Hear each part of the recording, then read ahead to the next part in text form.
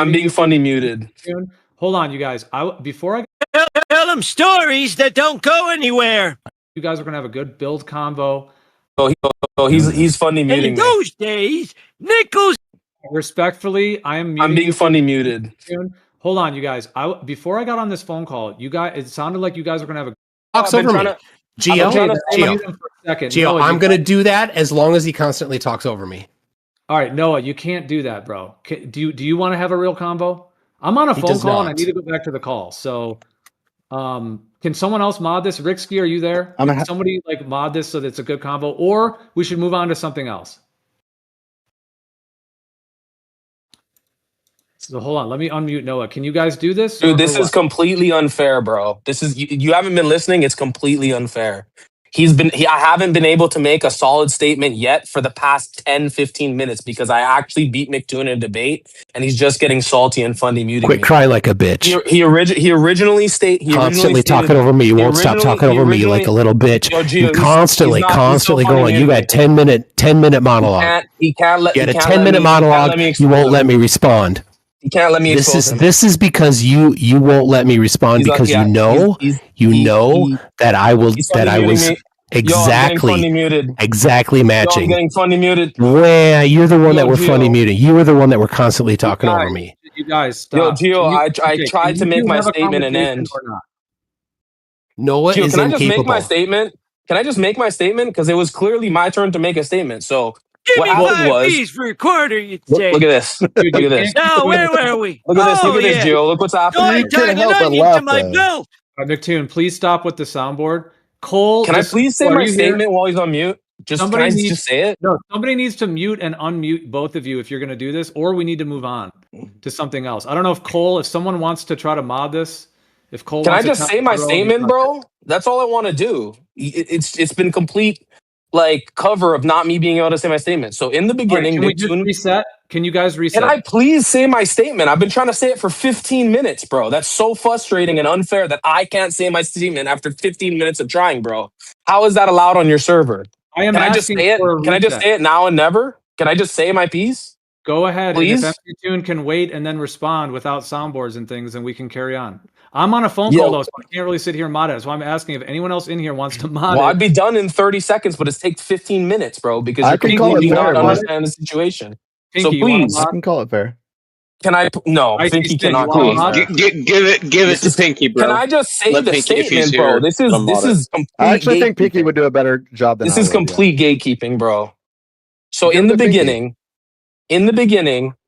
McToon claimed that gravity was not a force. He cited those 4 sources or whatever. I then used the sources against him because in those sources, in at least one of those sources, it describes that gravity is not a force on our local reference frame. It just practically appears as a force. So as a habit of good bookkeeping and mathematics and engineering, we treat it as a force, but in actuality, it's not a force. And then I cited a bunch of mainstream people who say this is not a force. It appears as a force in this reference frame because of practicality, but it's not actually a force in like real existence. McToon then started freaking out. Then later he started saying he was the one claiming it wasn't a force, trying to take my position over and try to gaslight the room, bro. It's fucking ridiculous. Imagine humans that can't interact. Have you guys ever heard about this? Weird, right? Apes. I don't know. Yeah.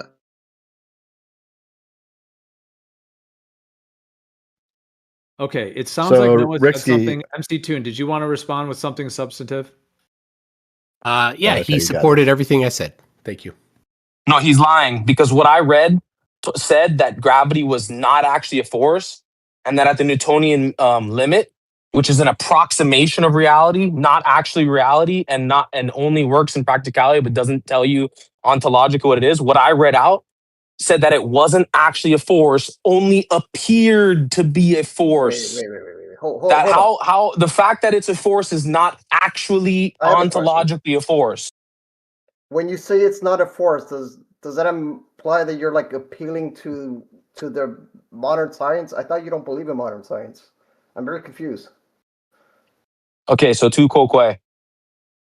So they don't have an argument back, bro. All they did was funny mute me and act immature, and So this is your just, guys' like, leader. reciting their arguments, and I'm cool with that. Like, Wait, I'm do you think gravity's a force or not, skeptic guy? I have my own model. I have my own beliefs that I don't want to go into. Yes, I believe it's a force by definition of Newton's laws of motion. If an object accelerates, So you're Newtonian. You don't believe in Einsteinian worldview. You can derive Newton from Einstein. No, personally, I do not believe in Einstein. So Master Show probably does. Probably everybody else does, and that's cool. Yeah, well, McToon believes in it, but he doesn't even understand his own position. I really You don't understand? And And the things he quotes actually disproves him. Like we said a long time ago, if you're not going a good fraction of the speed of light, if you're not near a very powerful gravity source, or you're not extremely small, you can go use Newtonian physics. That'd be fun. Anyways, McToon got wrecked objectively.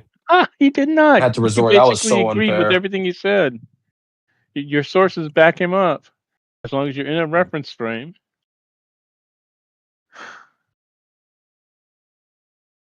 Well, here's one thing I don't understand about flat earthers. This is legitimately, like, why not just call it a force?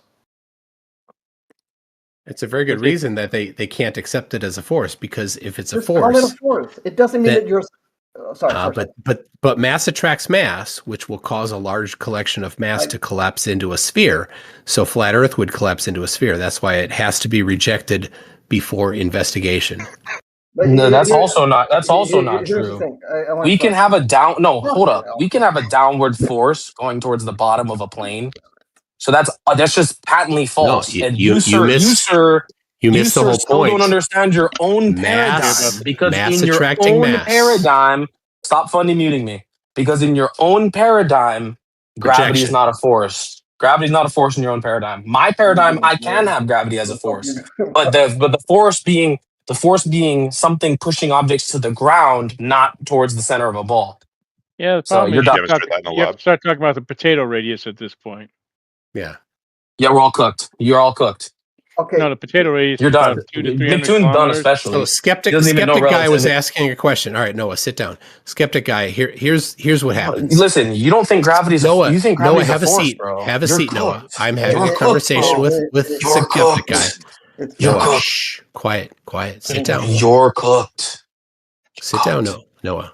All right. So skeptic guy, the reason why they have to pre-reject it is because a large mass will coalesce into a sphere. There's no straw man. Noah, stop talking. I'm talking to skeptic guy, not you. All right. So this isn't your spot. This is a conversation between me and him. Okay. Go have a conversation elsewhere then. It's an open panel. Wow. It's not a one-on-one for you, bro. Just the one-on-one was between you and me. The one-on-one was between you and me, and you lost. Oh yeah. You're funny muting me constantly. Hold on, please don't start that up. That was your real voice. Hey, hold on. Gio, you need to get your boy in. You need to put a chain on your dog there. It's not my dog. Noah is wild and he creates dumpster fires. It's a problem. That's his skill. That is his skill. I put you on mute for a second, Noah, because you're I don't know. You're interrupting him the whole time. MC Toon was asking skeptic guy a question. Please let them go. We have to have a cohesive stream that people can listen to.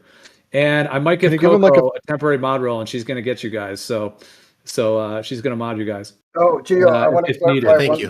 Go ahead. Just go ask skeptic guy your question, MC2. Okay, can I go off topic or just a little bit? Gio, that quote that I said about like respecting the flat earthers, I mean that literally. So just letting you know. What do you want to ask? All right, so I wasn't really asking. I was just you had asked a question about gravity and mass attracting mass. No, I didn't really get a chance to answer my question, but I'm just going to go by Newton's laws of motion. I'm not going to go by Einstein's relativity or anything like that.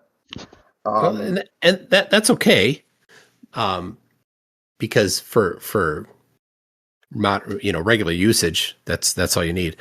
But the challenge for flat Earth is that if mass does attract mass, which is what's the confirmation empirically, then a large mass like the flat Earth would coalesce into a sphere. And so they have to reject that ahead of time, pre-reject it without even investigating whether or not it's correct. So they have to then say, well, the Earth is flat without gravity, and something else has to cause that downward acceleration.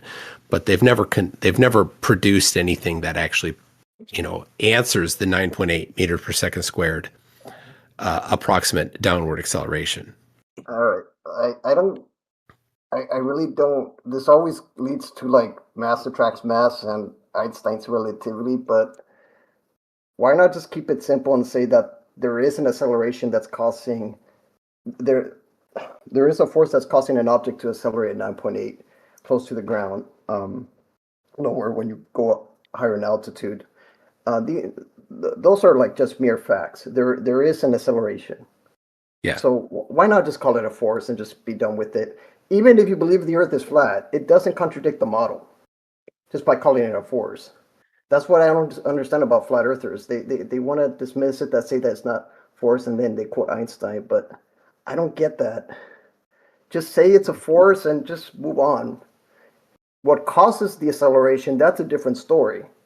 You can move to a debate about that or whatever. But Yeah, I don't think not all flat earthers quote that, man. Not everybody dislikes force. You guys do what you want, though. Yeah, I don't know any flat earthers who think it's not a force. I just heard somebody say that it's not a force, so I don't know what I'm listening to. He's trying to get into Einstein and within the application of general relativity doesn't. Okay, so it work. So when do I get time to talk, bro?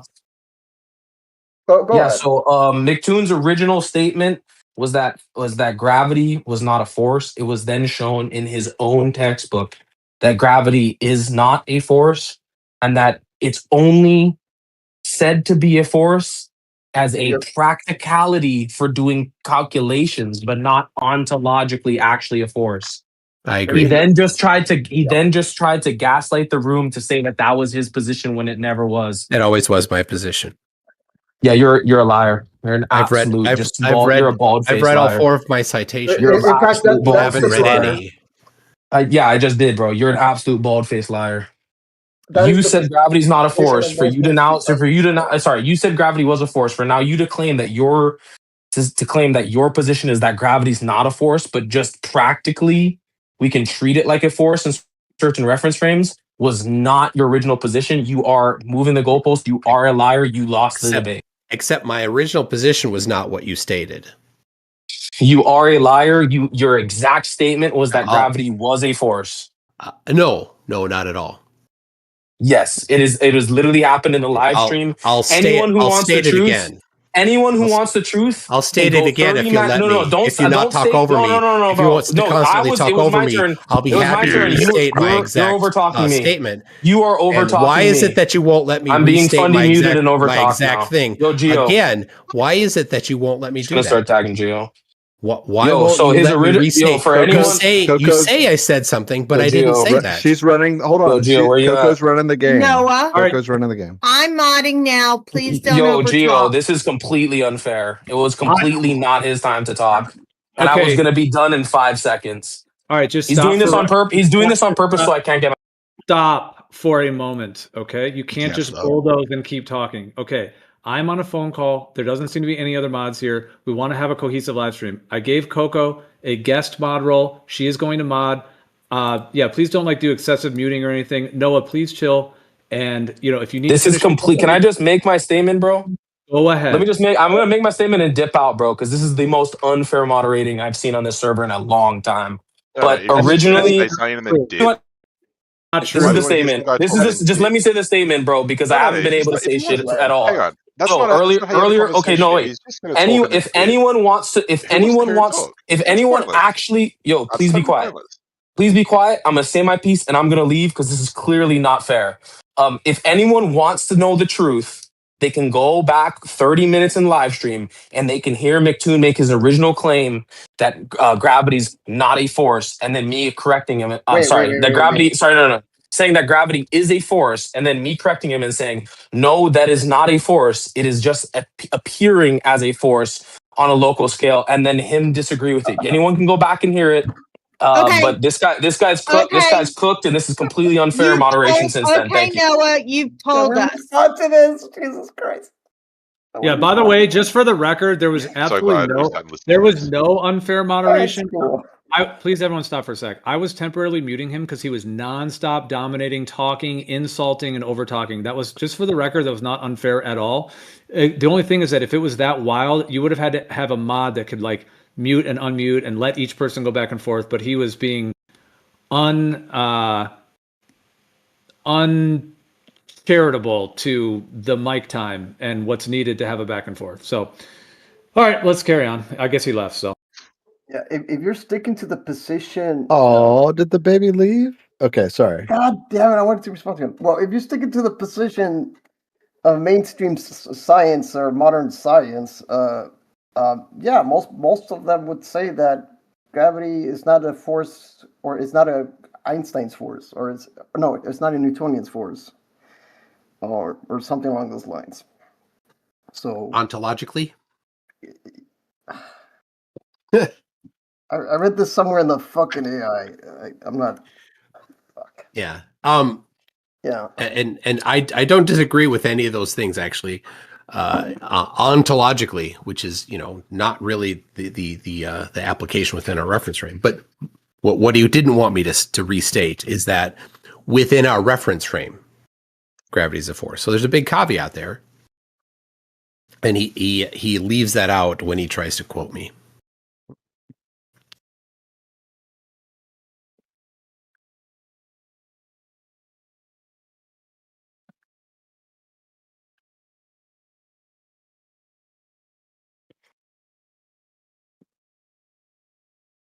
It's so weird when there's like a lull in the conversation because Noah's not a part of it. Are you there, Skeptic? No, I'm here. Okay. I'm just All right, Skeptic guy, have we met before? Yeah, I might have insulted you. I don't know. Maybe. Okay. I've been insulted by many. That's not specific. Yeah, that's not too specific. Yeah. I've been around.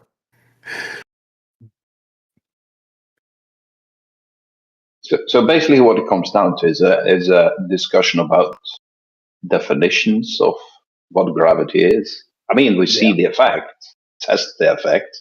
Yeah. What we call it, if we call it a force or not a force, or an emergent force, or entropy, or whatever, it doesn't really matter, does it? Because we do measure the effect. Yeah, we do. We measure the acceleration, and we put two weights on a scale, and we define mass and weight. Yeah, and they're measurable. Yeah, and if you go by all the different types of so-called Cavendish experiment, from the traditional one to free neutrons and the Bose-Einstein condensate and so on and so forth, it's quite clear that mass has something to do with it. Denying that, I find a bit strange. Oh yeah, the Cavendish experience is, they need to observe that, the Cavendish. I think it's a real fact. Yeah. I think the example that what's his geologist's name again? Where they show that example of that superconducting gravimeter, where they put a 14-year-old boy at the ceiling above it, and for a specific time, and they actually measured a less downward acceleration for that period of time. That's another good example. That they used a boy as the test mass. Yeah, just for fun. My mind's gone completely blank. What's our geologist from Australia again? Tony? Tony. Yeah. He showed that example, and they had like a superconducting gravimeter in the room, and they put a 14-year-old boy in the floor above it for a specific time, and they measured a less downward acceleration for that time that he was above it.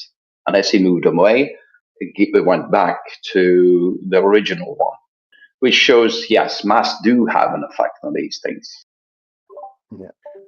And if you want to go further, and you don't have to believe this, like I said, I'm an ether guy, but who gives a fuck?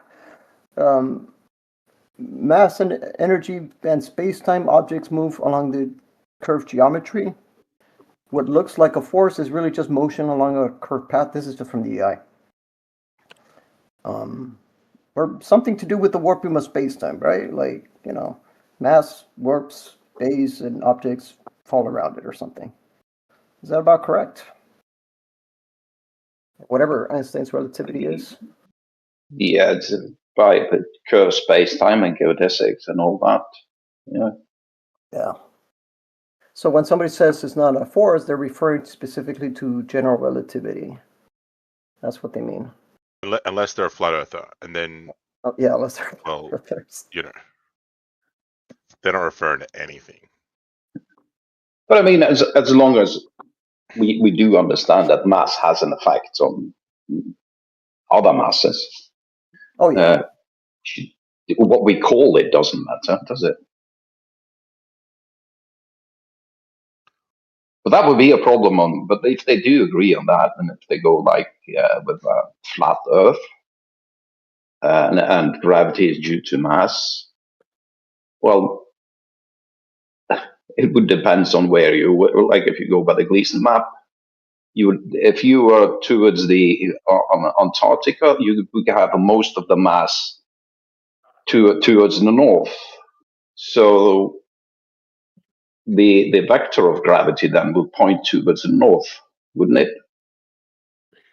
Well, yeah. If gravity exists, and if the Earth were flat, then the vector would vary with your latitude dramatically. And when you got to the southern latitudes, you'd be looking at depending on how deep the flat Earth is, you potentially could have a vector that's nearly horizontal. Yeah. But they reject gravity, so that no flat earther I know of thinks that would be the case. That is true. And why do they? What's the motivation behind denying the effects of gravity? Because if it would collapse a large flat Earth into a sphere because it's larger than the potato radius. Yeah, because God made everything, not some fake force. Well, God could have easily made gravity. I don't see any problems with a all-power deity being able to create gravity. I posted based on your talk about PhD Tony's thing about the putting a kid above a gravimeter. This one I just posted on the influence of intense thunderstorm activity on high precision gravimetric observations. That one is really interesting because it shows that when there is a intense storm nearby, that the magnitude of gravity is slightly reduced in the vicinity because of the large amount of water and the mass of the water above the gravimeter in the air at the time. Yeah, I've seen that paper. And another thing is, by using these highly accurate gravimeters, they can even measure the gravitational pull of the moon, and it matches the relative position between the gravimeter and the moon as well. Yes, and that's in there as well. It has the tidal effects. I'll post the graph. There's the graph. That variation in the graph, that's the tidal effects. So you can see throughout the course of a day there, essentially like the neap tide and high tide. That's not what you're actually seeing there, but that's the idea that the hump on the left is the tidal effect going up, but not up as much because the sun and moon aren't in alignment. And then the one on the right, the hump on the right, the sun and the moon are in alignment, essentially. Yeah, it is funny. And when I go even further, I mean, the tidal force is a good explanation why the moon is slowly moving away from us. I mean, there's so many further details that ties into and match what is expected by gravity, and tidal forces and stuff like that. So it explains a lot of what we observe and measure. Of each other's position and just having a conversation. But he gets so lit and it betrays my understanding. Gotta pump his chest, Yeah.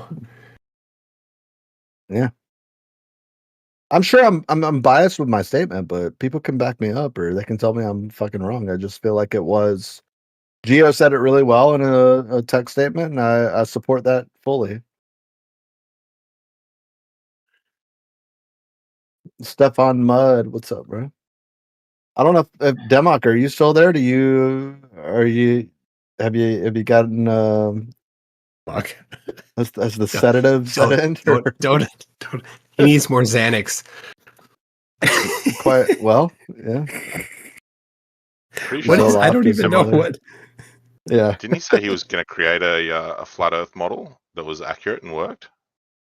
Yeah, he needs a side view of Earth you got to draw a side view of Earth on, I don't know, maybe he could probably still man it better than I can.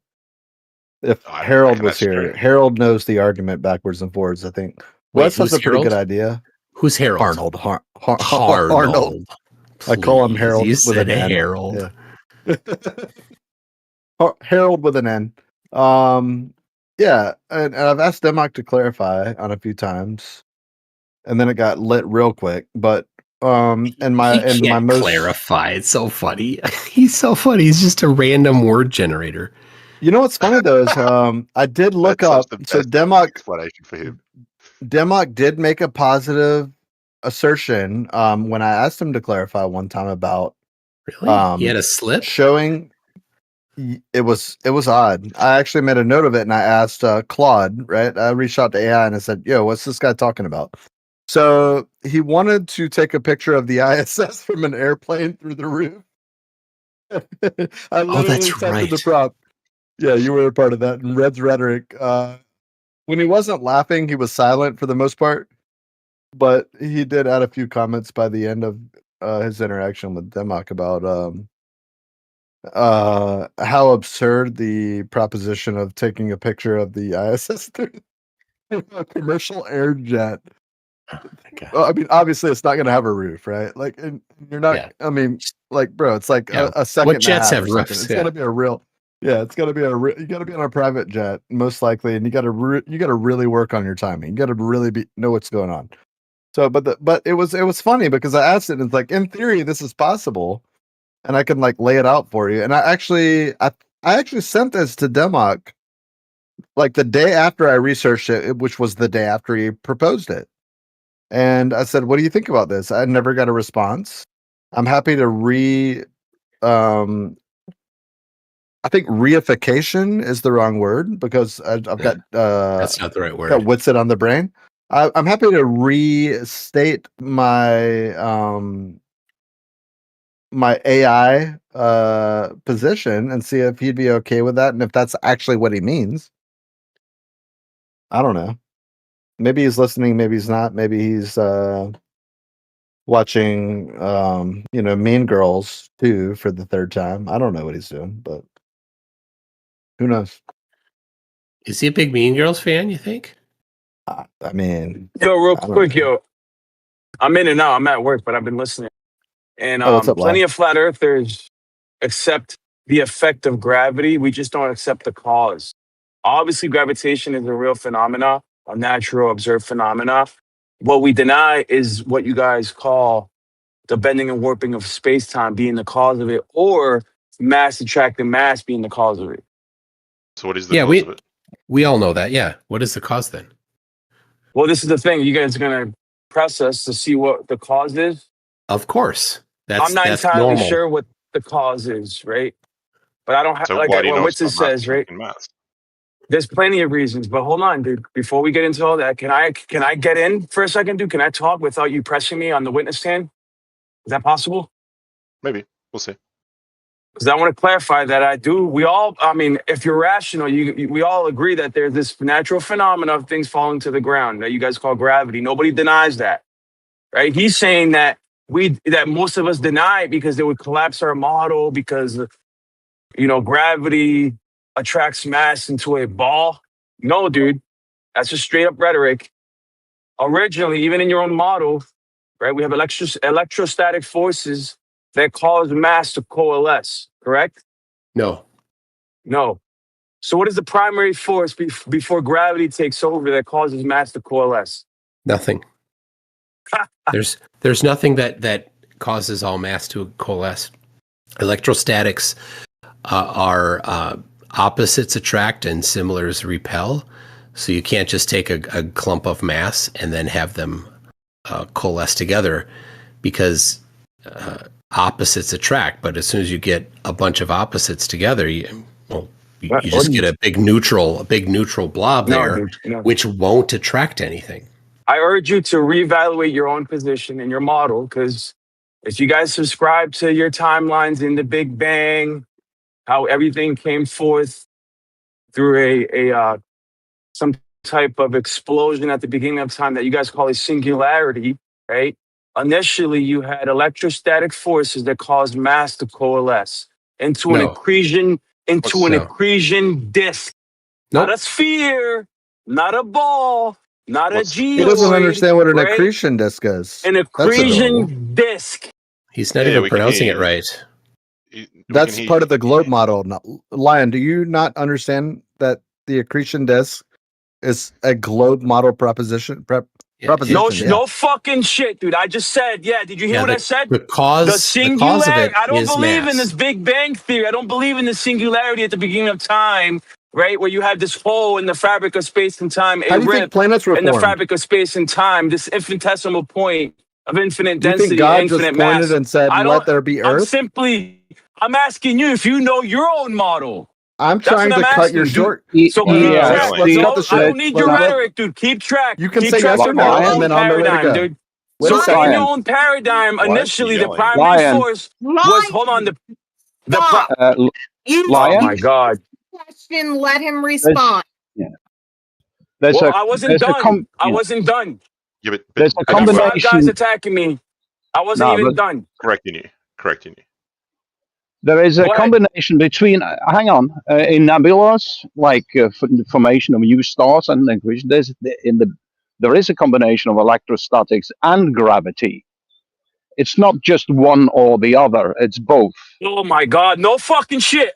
Keep track of what I'm saying, guy. Stop playing fucking dumb, right? We don't need you playing stupid. You're stupid enough, right? Hear me out, right? I said the primary force is electrostatics initially. That's what causes matter to coalesce initially. That's wrong. That's wrong. Nobody claims that. Then gravity takes over.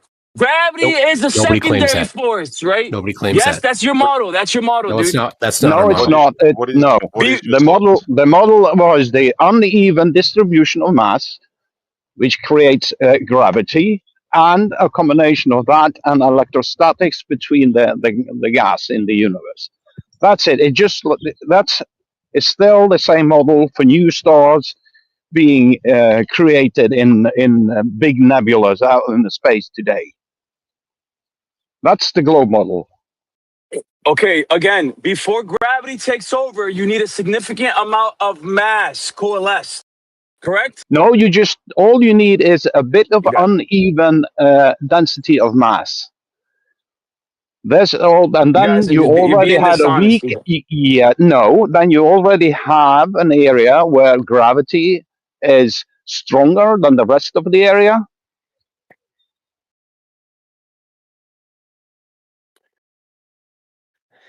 I mean, if you want to address this model, then bring in.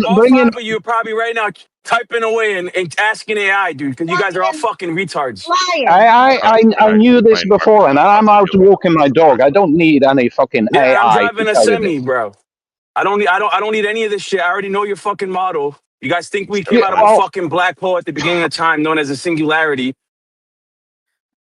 No, not necessarily. If you keep track, there might not have been a singularity. The point is that initially you had accretion disks, not fucking spheres, guy. Can you give us some sort of citation or source for this claim? No, wait. We're good with accretion disks. There's no problem with that. No, okay, so how do they form? Mass. That's the right answer. Give us the process. Give us the process. An inconsistent distribution of mass. Come on, guy. Now you see this is why I get irate, because you guys play stupid, dude. Does anybody disagree with me? Okay, you remember? You remember your argument originally? You were saying that. Lion, stop interrupting. Lion, stop interrupting. Let's see if any of the other people here agree with what I said. The inconsistent distribution of mass. Perfect sense to me. Yeah, we need to, dude. You're not just you, Lion. Okay, not you. Somebody else. Anybody else? Yes, as I said, there is a slight effect from electrostatics due to the charged particles in these nebula gas clouds. But the main thing is, as you said, McToon, the uneven distribution of mass. All right. Well, hold on, dude. Wait. Because originally you were saying that because of gravity, if we don't support the idea that gravity is a force, it would collapse our model, right? I mean, if we do support it, you were saying that things coalesce into a sphere, but now you're actually retracting your statement. You're backpedaling. You're saying no, it can actually what? It can collapse into a sphere. What? No, it can coalesce into what? No, a sphere. An accretion disk. Yeah, the accretion disk. Yeah. Well, that's funny because hang on, Lion. You know that especially by the large radio telescopes like the broken Arecibo and the Chinese huge one, they do they're taking images of accretion disks where they now see how planets seems to form in those accretion disks. Against my better judgment, I just wanted to interrupt real quick. I would say, Lion, do not attack this argument without having researched accretion disks. That's all I'm going to say. Do as you will. I love your hand. You have nothing, dude. I love the grace you gave him there. I love it, dude. I love it. Nothing. You got nothing. Just rhetoric. The point is, right? It's not exclusive. You think that gravity is exclusive to a globe. No, it's not. Never been. You can have downward acceleration on a planar surface. I don't know why you would say that flat earthers are afraid to call it a force. I've never been afraid to call it a force. I consistently call it a force. We know it's a force. What's causing that force? That's yet to be determined. Oh. Yeah. What do you mean? Funny that how gravity, as we call it, has been tested in so many different ways and seems to be the cause. And you got nothing. Gravity is the effect, dumb fuck. What is the cause? It's yet to be determined. The mass. If you have, like you do a modern Cavendish experiment, you measure how mass affects other masses.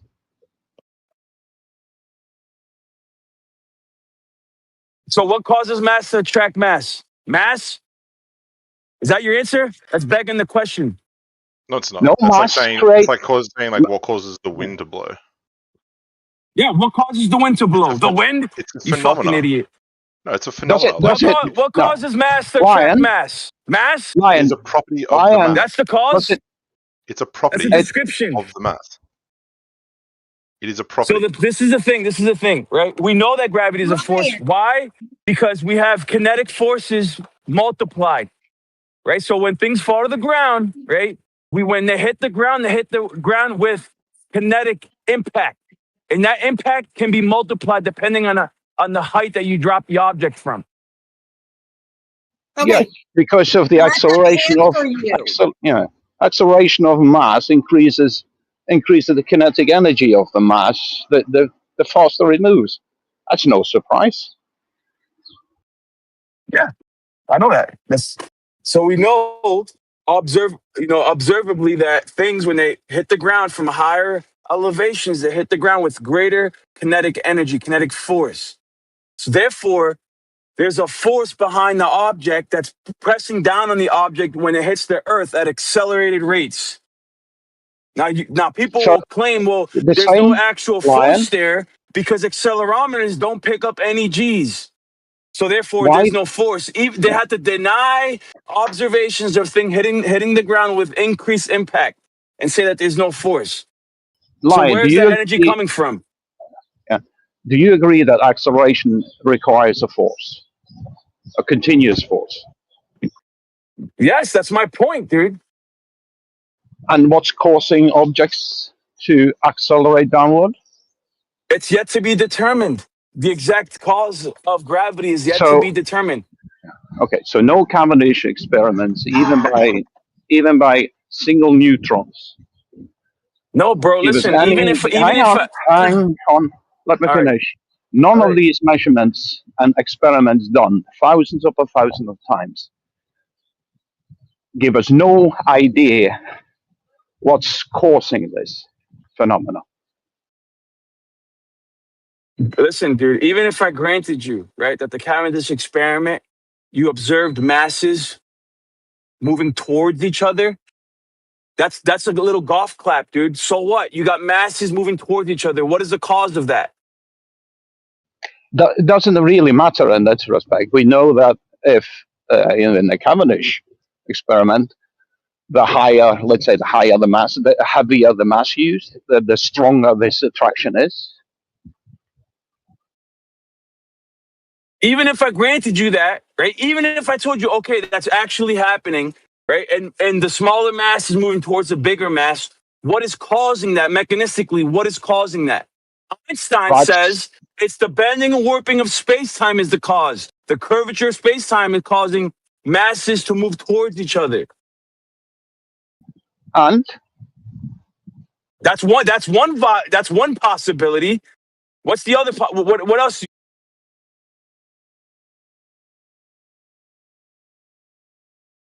Possibilities? Electrostatics account for the perceivable orbit of the ISS. Hold on, dude, I'm filling out paperwork. So with the ISS, with satellites, and if you haven't thought about it, that's okay. That's fine.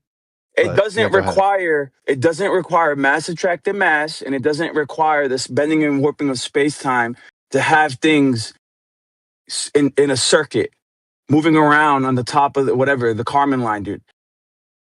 There's various forces at play. We know that there's the Van Allen belts up there. There's tons of electrical activity, electromagnetic activity. We have patents. We have whistleblowers talking about electrostatic propulsion, electrodynamic thrust. Can I make a proposal real quick? Go ahead. There's a website that will tell you when there is an ISS transit above you, and it uses the geodesic. It uses the globe model to predict that, right? And it's accurate. In fact, I don't know of a case that it's ever been reported that this doesn't work. And it would be interesting. Well, you can say that, but it would be interesting to find one case of it not working. Is my point. That's all I again. That's not an argument. You're simply appealing to pragmatism, dude. So it's because your concept has utility, right? Doesn't mean that that's reality. You understand that? Lion, can I ask you, do you think we could measure electrostatics? Dude, honestly, I just got to my stop, dude. I'll be right back. Give me like 5-10 minutes. I got to make a delivery. It's a simple yes or no question. I'm in and out, dude. Can we measure electrostatics? Yes. Okay, so does that tie into what we observe? What specifically? If we measure electrostatics, well, I could have a thunderstorm some distance away from me, which has a different charge in the atmosphere than I do. Then I should move sideways, shouldn't I? If everything was due to electrostatics? No, because recently they've been reevaluating the quantum scale, and they're actually introducing real dynamic forces. You can unify both cosmic and quantum scales if you just go back to the drawing board and understand that all this has to do with electrostatics, bro. Electrodynamic field theory. Yeah, it doesn't. You have so when it comes to the Euler forces, right? The intermolecular forces, the nuclear forces, that's all electric by nature. Yes, it is. It's all electrical by nature. That's what's holding and sustaining all of reality. What sustains the density of elements is electrostatic in nature. It's all electrical in nature. It's not gravity. Gravity is not what's sustaining the nuclear force. Gravity is not what's sustaining the intermolecular forces. Gravity is not what's sustaining the Euler forces. It's all electrical in nature. There are four forces involved in this. You're talking about two of them. The other ones are the strong and weak forces. We're below electrostatics at this point. Oh, dude, Yeah, I'm that not was just. my that The thing was is, going when to you be think of my question.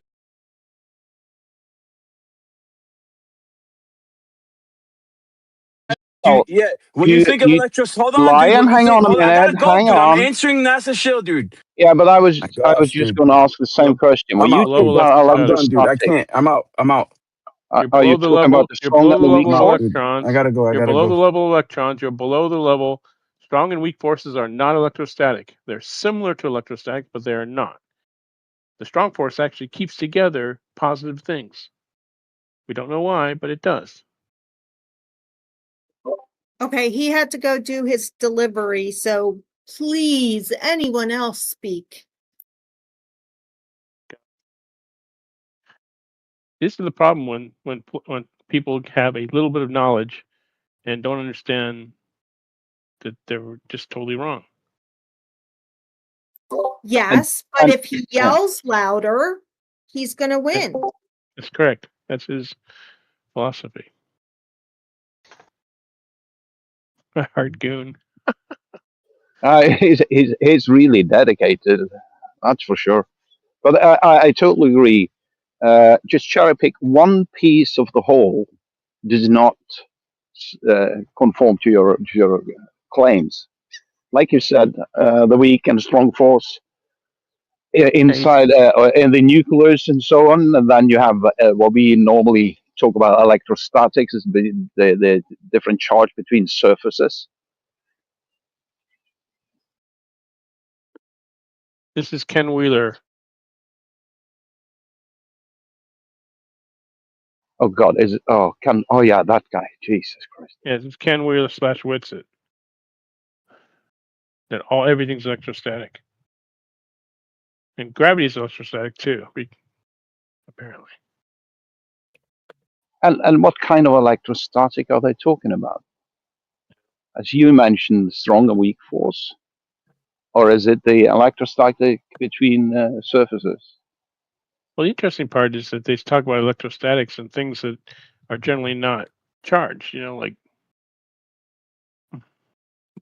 Yeah, different charges should go different. I mean, does it have to be negative charged or positively charged, Right. accelerating downwards? I told Witsit this a long time ago. If you have a very simple test for this, you go to the for tradition, we'll go to the Leaning Tower Pizza. We'll have a positively charged item, a negatively charged item, and let's see, positively, neutral, and negatively charged items. We'll drop all three at the same time. If gravity is electrostatic, one of them, depending on which, one of them, Bro, the what's its positive and negative 160 should fall IQ, fast. NASA? You're forgetting that. Yeah. But it should, one of them, the positively or the negatively charged one, should fall faster than the other, and the neutrally charged item should fall in between the two. But we don't see that. All three items will hit the ground at the same time. And another thing they used to mention was the electrical charge of the atmosphere.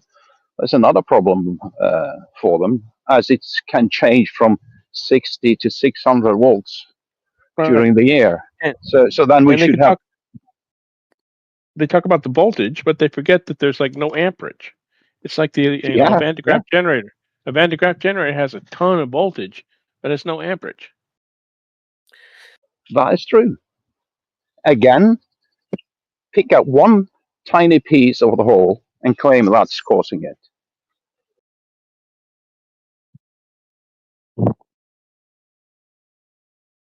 What's the argument right now? I might have missed it. Lulling? Is it like a lull? This is we're in because Noah left to go put out his dumpster. The dumpster is it's smoking now. Noah left. I think Tunes. I think he's playing the violin right now.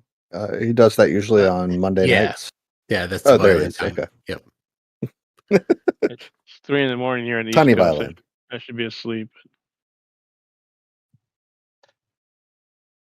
Yeah, he's got an hour on me, so I don't know. I mean, I thought Denmark was going to flip some tables, but it's only two in the morning in it's only 2 in the morning in Minnesota. Yep. And it's 9 o'clock in the morning for me. I'm on the East Coast, in North Carolina. Oh, you're with me then. Yeah. I should be asleep. You know what's weird is like what is it? Tomorrow we have very similar sunrises. And it's the only reason I say it's weird, like bear with me for a second, is because it comes up from below. Yeah. You know what I mean? Yeah, and to the south generally too, which is interesting. And but even what's weirder is I thought about this like actually earlier today for the first time. It actually goes down at a specific time too every day. And I you know, it never dawned on me. And so dawned on you, the boom ching, sorry. Right, dawned. Right, of course. I just I don't know if maybe you could help me further my understanding about how that works. But you're a glober though, so you're just going to tell me what you've been told to tell me, right? So We can observe it. Well, listen, go to timeanddate.com. They'll tell you. I don't want to hear your garbage. I wish Noah was here. Geo's on mute. Democ's free. Whatever, bro. Democ that's created by the globe. Yeah. What's the other one? Sun Search. There's another site. Sun Search. Sun Search. Munch shirts is what I'd say. Maybe Finky could give me a further understanding. He plays the middle pretty well. Ricksky, like, dude, that's a far left glober right there. He does not play. Ricksky postures himself. I know he is. I'm obviously just cosplaying. But yeah, whatever. It's just weird that it goes down every day. It blows my mind because I've been told that it goes away from me, like often, like almost hourly. I would say like try hourly, just to be safe. But try hourly, I'm told that it just goes out of my view, and I've done the math. Well, excuse me, I've done the math with a hard double F, and it was inconclusive, and so I don't know what to believe, bro. I'm a twig hanging on a tree. You know what I mean? Hashtag happy life, bruh. There you go. The cool part is that although there's a bad explanation for it on the flat Earth for the northern hemisphere, you go to the southern hemisphere, and it gets even stranger because you're below. God, I can't imagine living where Ricksky. I can't imagine living in New Zealand with Ricksky, and actually having this dichotomy of, wow, the sun rises, but it also sets, but also I'm in the southern hemisphere and I believe it's flat. Like, good Lord, right. Can you imagine the amount of pressure on him every day? Right, there's quite a few. Yeah, southern hemisphere flat earthers are special, as they say down here in the That's south. amazing. Yeah. So you're in Sydney. Yeah, but those perceptions you're saying are really just more on like an AE kind of north-centered map. We're just going to post this real quick in the chat. This shows the dual path nature of the sun. I know it's got the little text on it somebody added about a dual pole path of the sun or whatever, or dual path of the sun. But it's got like 42 degrees and then 60 degrees, June, March, December. And it just shows the rising and setting. So, is this new perspective? No. Well, the guy who made this Earth is a plane at Earth is a plane. That's who made the graphic. But that guy just added the text to it. The actual path of the sun is looks like it's from sunearthtools.com. So it's just basically that's all derived from globe geometry, though. That's where it came from. So that's not helpful. That's no, because these existed. First law in effect. This existed before the globe theory was even thought up. Do the sun get closer to me? Does it move further north now? The astronomical charts of the path of the sun. Because the day where I live now, the length of the day increases by 7-8 minutes per day. So I suppose on that dual pole model, the sun must be moving closer to me then. I would challenge everyone literally here. How many people we got, Gio? 30, 20, 26, somewhere in there. Challenge everyone to just track tomorrow's, I don't know, wherever you're at, sunrise or sunset, and or sunrise/sunset on timeanddate.com. Tell us if it's wrong, bro. Just come back in here and be like, bro, the globe said it was gonna be this, but it was that. You know what I mean? Like, why can't we get to the bottom of this? Well, it's not really the globe doing that. So in like planetarium software or on the Stellarium, which is planetarium software, you have like an azimuthal grid, like a 360-degree azimuthal foundation, and then all the stars at any position, latitude, longitude, will map to that azimuthal grid. Now, Walter Bislin took that data, he put it on the AE map in his model thing, but he took the stellarium positioning, essentially the planetarium positions, and put them on that little hemisphere dome, and then he put it on that little AE map graphic.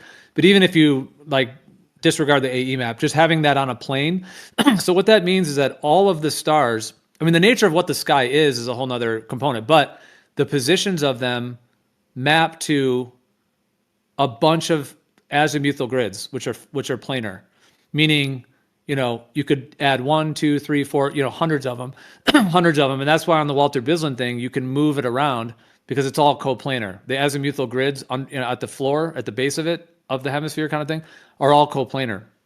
So what does coplanar mean?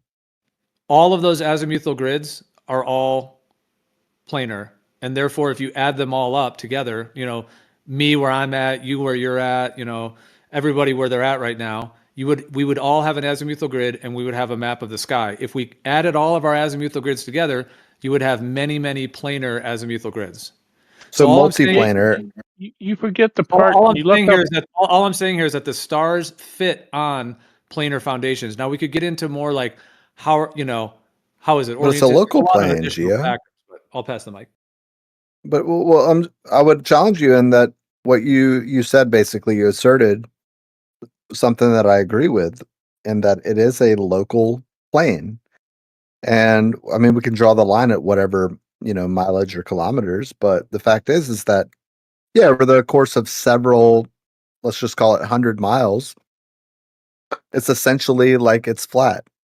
And in fact, the globe asserts this, and Flat Earth quite often will use this as a straw man, or they will misunderstand what this means, or they'll stretch it, right? To say that like, oh, this means that it's entirely flat, or we use the 8 inches per mile squared, and they just will choose to misunderstand it. Maybe sometimes choosing, maybe sometimes misunderstanding. But the point is I think that sure, you can say coplanar or multiplanar, and I don't think that you're going to get a challenge on our side based on just geometry in a local area. Because quite honestly, yeah, obviously using your eyes, you're not going to be able to measure a curve from any perceivable distance unless you're at elevation, right? Like the altitude is a big key component to how we can detect what is curved and what is not curved. So I don't know if that helped or made a difference, but that's my response, I guess.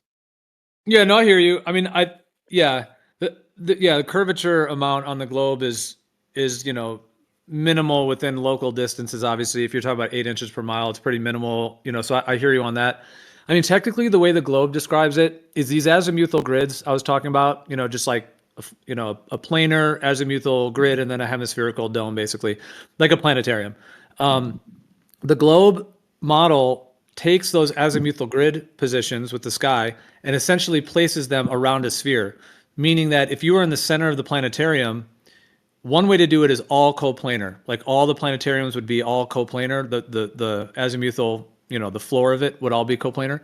But what the globe does is says, well, actually we're on a sphere, and so as we're changing latitude and longitude, we're actually, our orientation is changing to relate to the center of the sphere. So, somebody who's in, on the equator, their azimuthal grid is like, coming off kind of, on the side of the ball. If you were looking at the globe, like with the north side up, it's kind of pointing out that way. Someone at 45 degrees, theirs is kind of angling 45. Some of the North Pole is angling directly up. So basically all those azimuthal grids get placed onto a spherical coordinate system in that description. However, like in the azimuthal grid part, they're not really incorporating curvature. It's from a point, as if you were in the middle of the planetarium from that one point. And then you can orient that, towards the center of a sphere, on different local regions. So that's kind of what's in contention. Like, do all those azimuthal grids all actually fit on a planar Earth, or are they actually oriented around a globe? And before the globe model, they use these star charts with these azimuthal grids before the globe. So it works on planar and always has. Can I just ask a simple, oh, sorry. Let me give a quick response. My simple response is, Gio, we have a model that has predictive power, and you don't have a model. That is the major difference. And I'm saying this with all due respect. We have a model that has predictive power. We can, for example, when I started this conversation, I said, we can, God, what did I say? We can, it wasn't about the stars, but it was sunrise and sunsets, wasn't it? Sunrise and sunsets, right? On any latitude. I challenged everyone in chat. And to tell us when it's wrong based on globe geometry, right? That is called predictive power. And what I would assert to you, Gio, and I'll leave the mic for Stefan or let you respond, Gio. I don't have anything to respond after, but the only thing I would say is that the model is it shows predictive power, it's repeatable, it's truthful. If it's not, it's replaced by something that's got predictive power, right? And that's the enterprise of science. But the fact is that is what the globe does. And what I would say is that it's utterly I'm not going to use any ad homs, but I would say it's unacceptable in a position of an alternative model that actually doesn't assert a model or can't have an agreeable model among peers, right? And that's why the globe model succeeds in this example, in my opinion. But I'm done. Thank you. I was just wondering, he was talking like a dome or above every observer. What's the height of this dome? What's the distance from the surface to the top of the dome in this model? No, I was just referring to the geometric structure. I wasn't referring to any like physical dome. I think you might have misunderstood what I was saying. I mean, if you're on a, oh my. Let me try to explain it. You were talking like a planetarium kind of thing, which is put on the dome of some sort. This is the same system, this azimuthal grid system. Okay, well, we could get into that, but can I just respond to IC Spin real quick? So I just want to respond to what he had said. So I hear what you're saying. Now the thing is, I mean, there's a lot that I could respond with. I'll just be brief though. So just to respond at least briefly. There are a lot of planar Earth models, so I wouldn't say there's none, and so on. But it would cost a lot of money to make a model, a real one, like a full deal one. A lot of money. And obviously the globe folks, many of us would think that they have already put a ton of money and effort into it. So they've put together a model that from your perspective, you feel works, but I would say there's a limited amount as civilians as to how we can really check that model. We're given it GPS, quote unquote, works, distances work to your understanding or to most people's, to a degree, plane flights fly, et cetera, right? The sun rises and sets. I get all of that, but that is a model that has already been put together. It's like we came into this world and it was already there. So whatever men or entities before us put that all together and presented it to us. And I mean, you and I are limited. I mean, we live in our city, maybe we've traveled a few places, but obviously you and I have not gone out and actually, validated the model basically. A lot of the globe model would be taken on, for granted to a degree. And I know there are some ways to test it and so on too. But so I hear you on that. But the question is not, to me, it's not really like me versus you, like, oh, do I have it, like me versus you, who wins? We could do that and like intellectually sparring or debating. But to me, the discussion is also like, what is the truth? What is the actual truth, and getting to that truth. And so whether one person's right or wrong or has the right model or not, it's like, just what is the actual truth? And so I think there's a lot of things that are interchangeable between planar and globe, but then there's also things that are different. So there's certainly a lot more work to be done, like on, in a lot of ways. So I do hear you on that too. And yeah, I mean, the globe model does work to a certain degree, but it's kind of getting to the nitty gritty, trying to get to where there would be a deciding factor between the two, and like I said, when it comes to the stars and the kind of the hemispherical grids I was referring to and so on, like there is a lot of interchangeability, between, and I mean, the planar Earth models were already mapped with the stars before, and then the globe came and, et cetera. So that was what I was saying originally, but. I mean, what about like, I don't know, the angle of sunrise in the southern hemisphere? Like it's, common for sunrise to be south of a person in the southern hemisphere. How could that be and setting on any shape other than and it's a ball? And it's setting from right to left in the southern hemisphere and from the left to the right in the northern hemisphere. As it should. That's yeah. I mean, but I guess like if the sun for me in Sydney is in summer is south of me, but we know the sun is at 30 or 20, whatever, 23 degrees above the tropics. How can the sun appear south of me at sunrise, which precludes the possibility that it is also above the tropics? Yeah, so I'll real quick I'll respond to what Stefan said before, because like just real quick, and then I'll respond to what you said. I'll just try to be brief. So when Stefan was saying like the dome kind of thing, or what is the nature of that, I hear you, Stefan. That is an entire discussion that could be had, like, because I'm not referring necessarily to like some kind of physical structure that follows you around. So yeah, what is the nature of this hemispherical sky? How does, et cetera. So that's a whole conversation.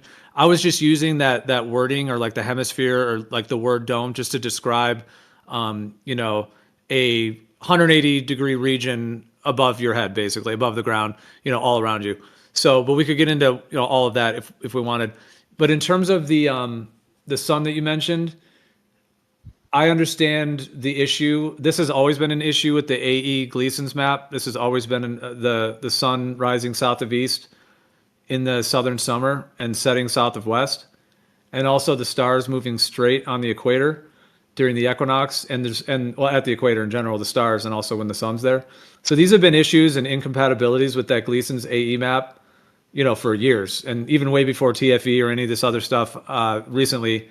That has been discussed and brought up, and I never had any, like, at times when I've considered the Gleason's or AE map, I never committed to that because I haven't mapped the whole Earth, and I wouldn't do that. I would commit to it in that way, but I've considered it, of course, and looked at it, and that was always an incompatibility, and there's never been an answer for it, essentially, on the AE map for this. So, okay, I'm posting this image real quick, if you can see in the chat. This is one pattern that would account for at least the sun rising question you're asking about, of this south, rising south of east and setting south of west in the southern summer. Now, this is just an electric field grid here. And I actually I threw, little suns, and I put 24-hour sun in Antarctica, 24-hour sun in the Arctic, and I put stars at the equator, and I put the little arrows. So now this would be the position of the sun like 6 months apart. So for 6 months, it would be on the right side and circling the North Pole. And then for the other 6 months, it would be circling the left side. So it's not two suns at the same time. It's just showing the kind of the grid. But if the sun is in the south, and again, I have better graphics and things that can show this more, but this is an electric field circuit. It is, this is actually a stereographic projection of spherical coordinates, is what this actually is as well. And what I mean by that is, this image I'm posting here, real quick, just to follow up with that. This is a sphere in the middle. It's an azimuthal grid of the southern part of that sphere on the base, on the floor there. And then the vertical is what I'm referring to as a stereographic projection of spherical coordinates. So if you take that sphere and you move it sideways onto a flat plane, that's how it's going to, on that vertical wall, that's how it's going to map out, where you have the straight line at the equator and then the two sort of northern southern rotations. So I'm not trying to assert this as like absolutely what is. I guess I'm just responding in the way where you were saying on a planar Earth, how could the sun do that? And in the first image I posted, if you could imagine like Antarctica, Australia would be, on the left side, it says stars at the equator. So obviously on the left side, like let's say that's the southern, and then that sun would be coming from the southeast and going to the southwest, meaning it arcs the other way in the south. It arcs and anti-arcs, like the Arctic and Antarctic. So like it arcs one way in one and then, in the other. And I realize a sphere would do that as well. And I would concede that the sphere model to a degree. But again, if we live on a plane that is actually the stereographic projection of spherical coordinates onto a plane. So it's like the celestial sphere is above us, as we would call it, but it is above a planar Earth. And then whatever that celestial sphere is, however it is, it would like be then like those coordinates are kind of coming down onto the plane. And so it could be the stereographic projection of a sphere onto a plane with the two rotations and straight line at the equator. And I know there's many more questions that come up with even that being proposed, but I'm just saying it does address that southeast and southwest sunset in the south. But why start with a sphere and then make a projection of it onto a flat surface? I'm also unclear as to how that addresses. It may be what creation is and why it was created that way. That's a deeper mystery. It may. That's the question. No, hang on. Let's go back a step. The picture you've drawn here, though, I understand that that's what we observe for the sun in its transits, but that doesn't correlate with the Earth unless we have a sphere and we just cut it in half and flatten it out. Because, well, that grid is an electric field, and like an electric field is spherical, it's toroidal, but that's like a cross section of the electric field, because obviously an electric field is not necessarily planar. I mean, it's a 360 degree field, that surrounds the wire and so on. So you can measure the field, in all XYZ axis. But so that's like a cross section of that pattern. Sort of like if you take like an apple and you slice it in half, you're getting like a cross section. So which is fine, but that doesn't address the problem of that not being that's essentially just a globe then. Well, here's the thing. What is the nature of this realm? Cross section of the globe. Well, so I'll just say this briefly. So if you have like different categories, sphere, planar, etc., these different categories of geometries, what is the truth of what this realm is? Meaning, are we on the outside of a sphere within a massive field of stars that essentially acts as a larger sphere around the spherical globe? That would be the mainstream model. Or are we on a planar surface in which there's a spherical nature to this realm? There's something called a planisphere. So it's got the word plane and sphere, planisphere. And this has to do with how planes and spheres map, coordinate-wise and so on. Planispheres are used as the name for like these star charts, which are like a flat disk, and it shows the positioning. You can get a planisphere for like 42 degrees north or 42 degrees south, etc. But also the word planisphere is not only used for star charts, it also has a meaning in geometry in terms of a sphere and a plane and so on. So if the truth of the nature is that we are actually on a plane, in my mind, there would still be spherical natures to this realm. I think the ether functions in a spherical nature. That's why the Foucault's pendulum and the weight change with latitude and all of that fits the spherical geometry. Again, I don't think that's because we're on a sphere, but I think the ether and the actual medium has spherical natures, even toroidal. There's even the idea, like a lot of the ancients, they have us on a planar surface, and then there's a sphere around us, like the extents of the realm are a sphere. So you have like the flat plane and then the sort of, hemispherical dome on top or whatever of some sort. And then you would have the underworld, like a hemispherical dome on the bottom. And the whole thing would be a sphere, but we would be on the plane in the center of a sphere rather than on the outside of a sphere. And then we get into the sky and how the sky has spherical coordinates, which I agree. So to me, it's kind of about like placing these geometries, in the right places, and I'm not trying to say this to like convince you or change your mind. I'm just saying, like, in terms of what is the truth, and is there something to the Earth being planar, and then how does the spherical components fit into it? Because I even think the 3959 radius fits into the way the sky works, and so on. So how does that 30 radius work on the sky? I still don't understand. I mean, I understand you've said a lot of things, but what we are seeing doesn't match with the explanations that you're giving. And the question that I have is, why would we ignore what we're seeing in and believe an explanation that doesn't match what our eyes and what our senses and what our instruments and what everything we have records?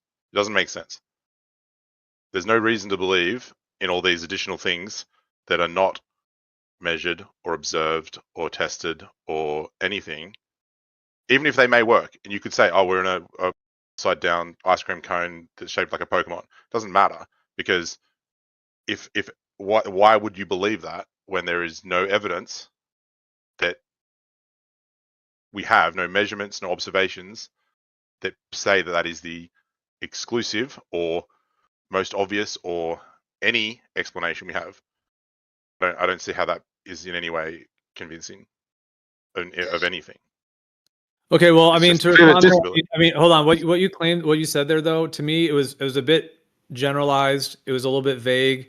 You were just making general statements and trying to say there is no evidence. I'm not agreeing to those things, that all the evidence fits globe and that there's no evidence for planar. So you were just saying those things, and I'm not trying to like snap back, but I mean, I mean, I know you're not really strawmanning me, but you made a lot of claims there that I don't necessarily agree with. And I know Well, you're making generalizations. I would want to ask, like, if we're going to go that route, like, okay, what, which ones are you referring to, and so on, to get into that, if you want to go that route or not. The question is, we've got things like Foucault's pendulum, which we can observe and we can test and we can see how it works. Trevor, let me hone in on something you said. I've never seen. Just sorry, quickly, 1 second. As far as I'm you're aware, right. in Foucault's pendulum, I have never seen any evidence of any measurement or observation or anything that indicates that that's caused by the ether. So my question is, why would you adopt the belief that that's caused by the ether, which is something that you mentioned, when we have another explanation like 2 hours. that we can measure? We did like 2 hours earlier on Foucault's pendulum. Actually, we did a whole. Yeah. We don't like discuss it all the time, but yeah, sometimes it comes up. We had a big, deep session earlier today. Have you is that what we want to go into? Oh, is that where we want to go? Something, anything, a reference, any way that I can measure, because that's you also raised this as a point that everyday citizens can't test a lot of the globe things. Bro, a lot of the what are globe you things. measuring with Foucault's pendulum? What are you measuring? Oh, man. Wait. Rick, let me hone in on something. We can go to Foucault's, but let's pause for a second. Let's give Stefan had asked something. John was trying to get in. Let's let John go. Stefan, and then we can go to Foucault. That's all good. I was trying to talk to just all right, quickly. Skeptic guys on the list too. So go ahead, John. Let's just let a few people jump in. Go ahead, John. I'll go last. All right, also, I won't take long, Gio. So, Fever, in part of what you said a second ago, bro, you said, why should we believe this when all of our senses and tell us blah blah blah blah. My question to you, man, is what of your senses makes you think that you're on a spinning, spiraling, hurling, whirling globe, antipodal or upside down compared to where Geo is? What of your senses tells you any of that? The idea of a globe is supported very well. No, your senses. You said senses. I'm using your words. Our senses, and I wasn't referring our senses. Okay. No, I wasn't referring to human senses. I was referring to senses, as in a sensitive instrument or something you can observe. Okay. A sensor. Gotcha. Okay. Because I would just come back and say none of your senses would reinforce that worldview. Not one of them would reinforce that worldview. Our sight does. Okay, man. Our sight does. No, it doesn't. How does it? I mean, if you are you spinning all the time, bro? Well, yes, actually, but the the sunrise angle during summer, that is a sense, our eyesight, and that is perfectly matches the globe model, and perfectly disagrees with any flat model. All you're seeing is you're seeing a sun doing a thing. So you have to use the maths. Straw man, if ever It's I'll tell maths. everyone, a sun doing a thing. That's right. It is a sun doing a thing, and that thing is rising in a place where it cannot possibly be on a flat map. Why not? Well, because the sun is. If you're, I don't know where you're from. It sounds like you're from the East Coast, but if you're from, say, Melbourne or Sydney, in the middle of summer, the sun will raise Central. Okay, whatever. Close enough. If the sun will still rise south of your location, substantially south. Yep. It'll be like 120 degrees. That's not possible for it to be south of you, but directly overhead of someone who is on the tropics, for example. It's not possible. It can't be south of you and above the tropics at the same time. That just is not compatible with any flat map that has ever been produced. So I don't agree. We were talking about this before. Yeah, I don't agree. So I'm posting this real quick. This is actually just Walter Bisland's thing. It's just a screenshot. I grabbed it quick. But when you have that hemispherical region of sky, which is essentially what a planetarium is, like I said, you can move this thing around this map. Now, I'm not claiming this is the right map or anything. I'm just saying, you can, and this is using the stellarium data. Now, I understand this brings in the question of like, okay, what is the sky? What is it made of? How does it work dynamically? Because you have kinematics and dynamics. So this all works kinematically, mapped to a flat plane. But I do understand that when you bring in the dynamics, it gets complicated. It does not work kinematically. No. But can I ask my question now, Gio? You guys, wait. It does work. It does work. work. It was my turn. I've been waiting for quite a long time. Sorry, Stefan. Go ahead. Because this ties into what my question is going to be. When you show this last picture, you have that dome above the observer. Is that the distance that observer can see? Well, that's what I'm saying. If we're going to get into the discussion of what is the sky, how far away are the objects, what is it made of, how does it work? It's quite simple. You put out an image. Stellarium data is what we see, like a planetarium. Like if you move to different latitude and longitudes, you're going to get a 180-degree hemispherical planetarium-like view of the sky. Which is why you can build a planetarium. You can walk. You can have a planetarium in, let's say, Arizona. And you can walk inside the planetarium. You set it for your latitude, longitude for where you actually are in Arizona, and then you walk outside. You look at the sky. You walk back inside the planetarium. You look at the planetarium ceiling. Then you walk back outside. Look at the sky, and they're going to be the same. So I'm just saying you can match, like the sky can all be replicated on a planetarium. So whatever the sky is or what it's made of, it maps over as a mutual. A sky cannot be replicated in a planetarium. No. So what are you talking about? That dome over that observer could be of any size then. Oh, okay. Can I just respond to that real quick, Gio? Like, are you guys saying that doesn't work, even though that's literally just a projection? It's an azimuthal equidistant projection of the spherical coordinate system. So it's equivalent by definition. It's literally equivalent. My question was that the dome over the observer, if that has a specific range that you can see. A specific range you can see. It's observer-centric positions, just like it is in Stellarium. It's the same exact coordinate system that you're referring to. It's just a different projection. You can put like whatever projection you want, orthographic, transverse, hammer, elliptical projection, like whatever. There's hundreds of projections. Doesn't matter. Depends on what you're using it for. The thing is, at winter solstice, the distance from me to Capricorn in the south is almost 6,000 miles away, and I can still see the sun in the middle of the day when the sun is supposed to be as far away from me as it can be. I don't know what you're saying. Were you referring to Capricorn? The constellation? Now, the Tropic of, is it Tropic of Capricorn in the south, or is it Cancer? I can't remember. Mixing up. Capricorn. Capricorn, yeah. Yes, yeah. The max distance from my position, or I could get even further north. I can move a bit Where's your further north and get close to the Arctic Circle.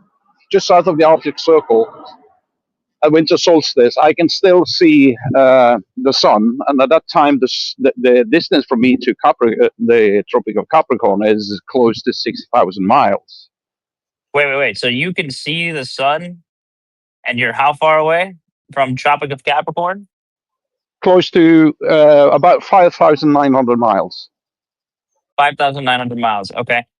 So, I mean, even based on like your paradigm, wouldn't you not be able to see it? No. On my model, I should see it. Yes. You should see it. Yep. Yes. Of course. It would be just like a degree or so above the horizon, at its lowest. So it'd be a degree or so above the horizon, allowing you to see the sun. So essentially, moving like linearly across the ground would necessarily raise the sun's zenith up, right? So if you were going towards the south, it would make the zenith of the sun go up. Okay, so what does that have to do with the shape of the ground? About 69 miles per degree, ties nicely into a curved surface. No, the spherical coordinate system, that's what you're referring to by saying 69 miles per degree. It would be 60 nautical miles per degree as well. But all you're doing is... Or 111 kilometers. So what the unit doesn't matter, does it? It's a linear change of elevation angle as I would be moving south. Yeah, it doesn't matter because what you're referring to is the spherical coordinate system in terms of that distance, right? Where you're basically saying I'm not using anything. The only thing I'm using is distance and the change of elevation angle. Yeah, that's using the spherical. Yes, that's exactly what I just said. So you don't think the distances across ground is quite well known? Yeah, but you're referring to the sky in terms of getting a ground position of a celestial body, transposing it to the ground, and then saying, "Oh, I've traveled this far along the ground, and in the sky, this celestial body is at this zenith." You know how they start up with measuring local maps, over short distances, and then they put all those maps together to create a large one without using the sky. Wait, what? What's your question?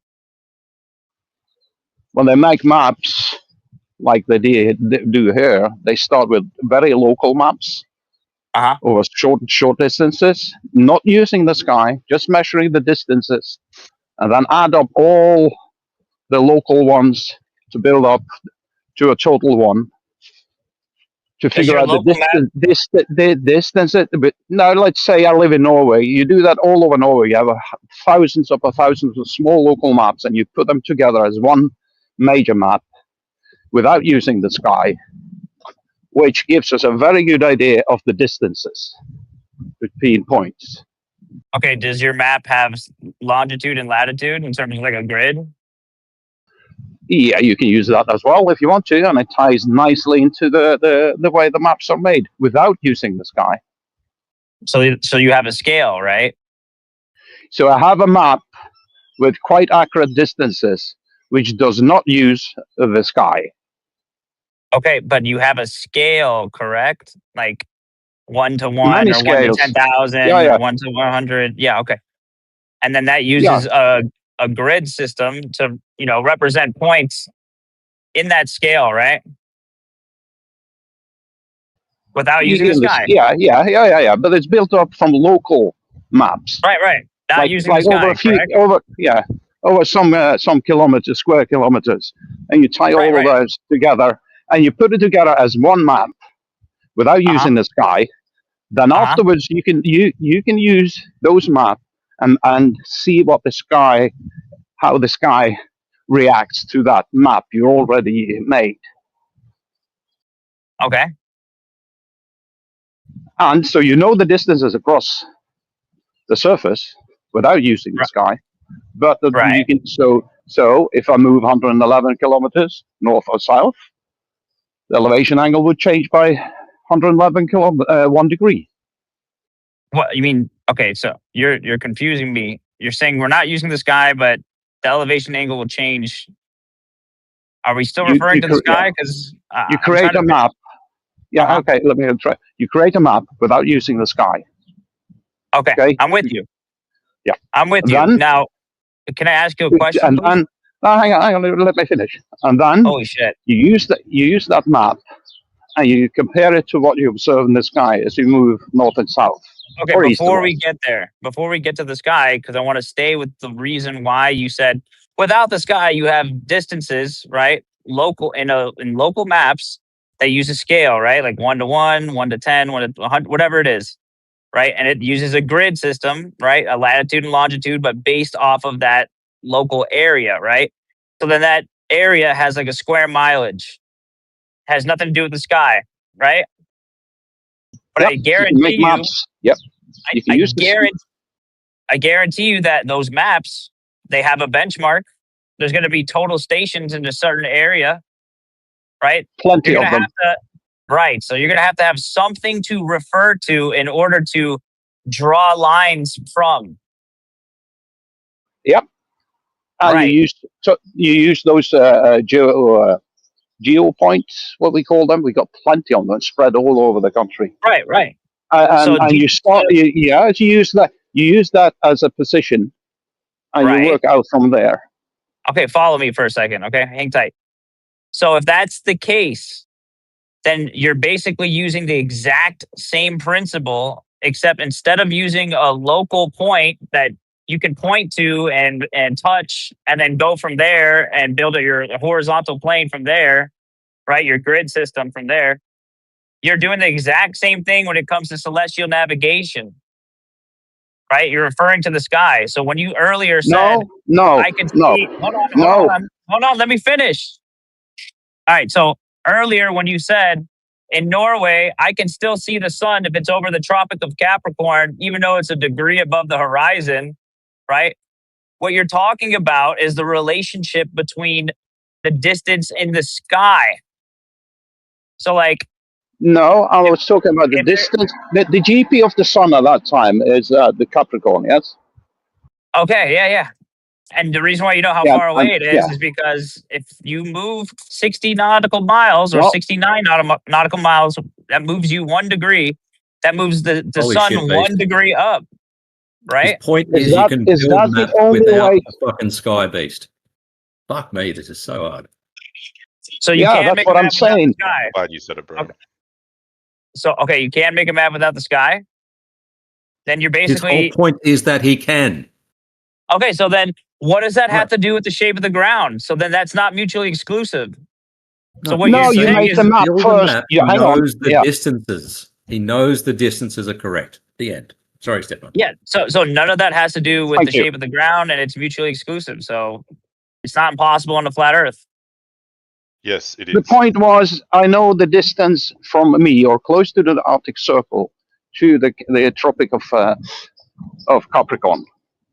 So I know that at the winter solstice, the distance from me to the GP of the sun at that time would be close to about 5,900 miles.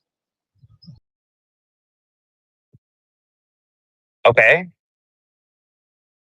So That how was is the that point. impossible? I don't get how that's impossible on a planet Earth. I never said it was impossible. This was tied into the image that Geo posted with that dome above the observer. What was the size of that dome? Can that have any size? It's arbitrary. It's arbitrary as long as you keep the ratio intact. Yes. You have to keep the so ratio we could just intact. remove it. So we could just remove it. Yeah, sure. Because so that dome can just be removed and just use that flat plane, and the distance to the objects in the sky can be as far as they want. So we don't need that. Yeah, that's how you guys treat the celestial sphere. Yeah, that's how we all treat the celestial sphere. But the fixed height the fixed height, though, like let's say we were to try and keep that relationship intact. If you were to try and keep it intact on a planar Earth, then you would actually have to have the sky at a fixed height of 39, 59, etc. So Can you imagine how easy? Yeah, hang on. Can you imagine how easy it would be to I hate make you keep interrupting my sentences. Yeah. No, but just to make a small point. Do you imagine how easy it would be to do like a parallax measurement to such a distance?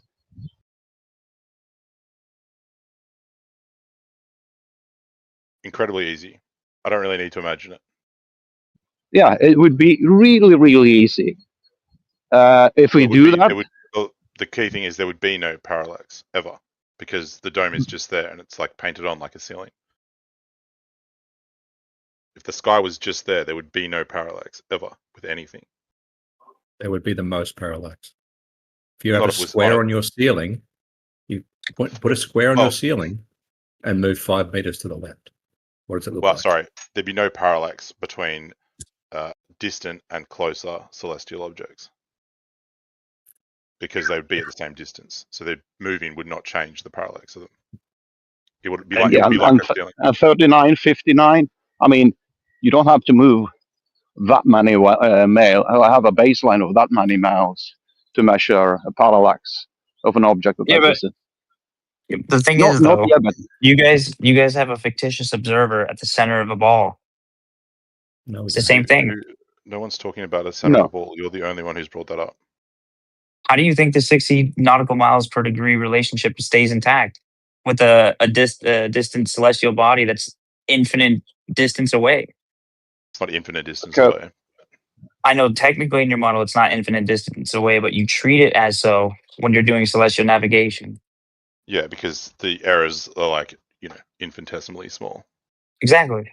So if you have the same, so you could have a fictitious observer at the center of a ball. We could have a real observer on the surface and then have the fictitious height 39, 59. It would be equivalent.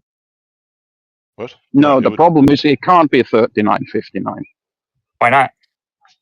Because, well, first, as we said, if that was the case, if the objects up in the sky was at this distance, it should be so easy to measure the distance from the ground, and that never happens. What are you talking about? Well, because you can just do trigonometry on the height of the object. It would be trivial. Right. All you need is a baseline, a known length of a baseline and 2 angles, and you can easily calculate the distance. You can go. It's the same exact thing, dude. It's literally equivalent. Yeah, exactly. It's the same exact thing. It doesn't work. Okay. No, what do you mean it doesn't work? It's literally equivalent. Okay. No. Equivalent. You need to say it's equivalent. I'm going to show you a picture. I don't need to see a picture. You need to say equivalent. I'm going to show you celestial navigation on Sphere. I don't want to see. I don't care. If you go out and you measure the angle to a street light on your street tonight. Yeah, that has a flat baseline. Yeah. It doesn't have a flat baseline. The fucking baseline doesn't matter. Yeah, well, what's an angle, buddy? What's an angle? That's 2 straight lines, buddy. What's an angle? What are you talking about? It's not. But the baseline has got nothing to do with it. It's an angle of elevation above a horizontal. Yeah, how do you get an angle of elevation? You have a flat baseline. You have it can be a tangent. They're relevant. Or you can even use a plumb. You can use a plumb line as well. If you have a tangent, as the baseline. If you use a tangent, guess what? You have to use a fictitious observer at the center of a sphere. No, you don't. There you go. You do. You're the only one making that claim. No one is talking about center of spheres. No one's talking about any of that. I'm talking about street lights. What do you think the globe is? There's no fictitious. Like nobody is talking. You are just diverting because you don't want to talk about it because you know the answer. It's clear. Otherwise, just engage with the point. There's no point diverting and saying. I'm literally being specifically on topic. What are you talking about? Look up. Everybody else is talking about a fictitious person in the center of a sphere. No one's talking about that. Do you believe you're on a ball? No. Do you believe you're on a ball? Yes, obviously. Okay, then when you do celestial navigation, you use a fictitious observer at the center of a ball. No, I don't. No, you don't. Well, you just don't know your own model then. No, yeah, I think you misunderstand. I think you misunderstand the model.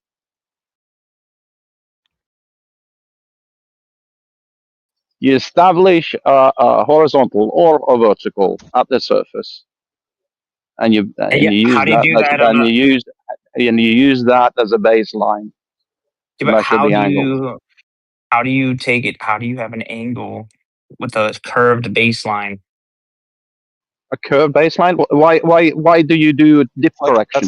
That's like saying you can't have an angle off a basketball. Yeah, basically. It's like saying you can't have an angle off a basketball. How do you do the angle? He would agree with that. On a basketball.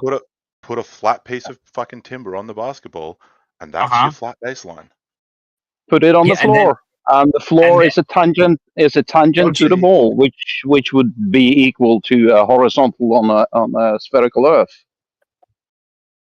Wait, what did you say? The vertical.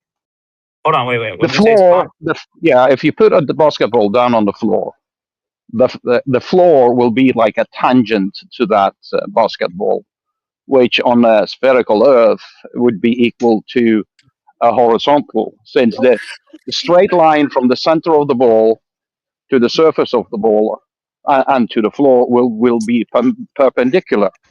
Yeah. So you have two. You have a plumb line. Hang on. You have a plumb line, and perpendicular to that plumb line, you have a horizontal. And did you say from the center of the ball? Yeah. Imagine a straight line, or let's say a thin steel rod, going from the center of the ball through its surface and point up into the sky. That would be your plumb. That would be your plumb line. And so that's exactly what the fuck perpendicular to that plumb line, you would have a horizontal. So that's or exactly what you call a flat baseline. Yeah. That's what I was talking about, and you literally just admitted it.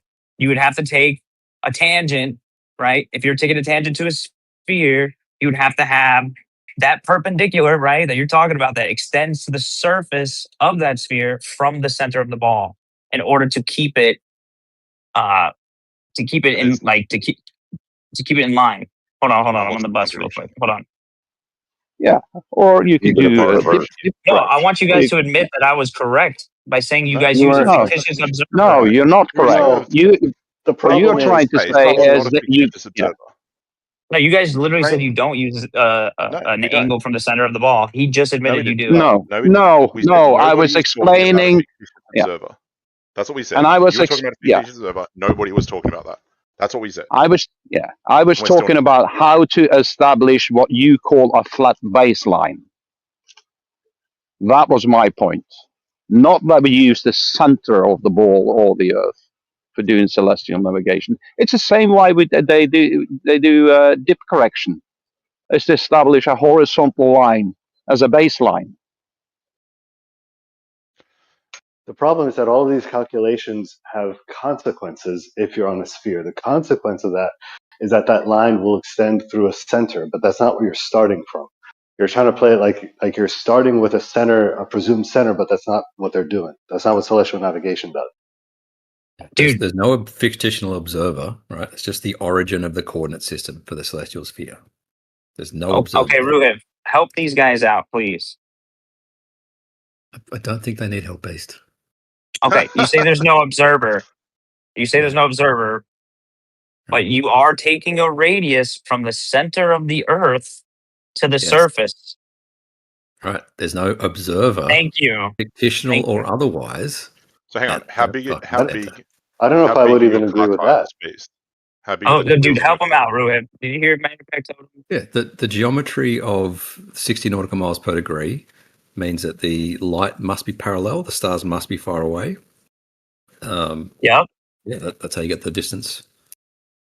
Yep, and in order to have it parallel, in order to take an angle to a celestial body and get an elevation angle on a sphere, you have to project from the center of the ball the 90 to the celestial body. Not to get an elevation angle. Not to get an elevation angle. We're not projecting anything.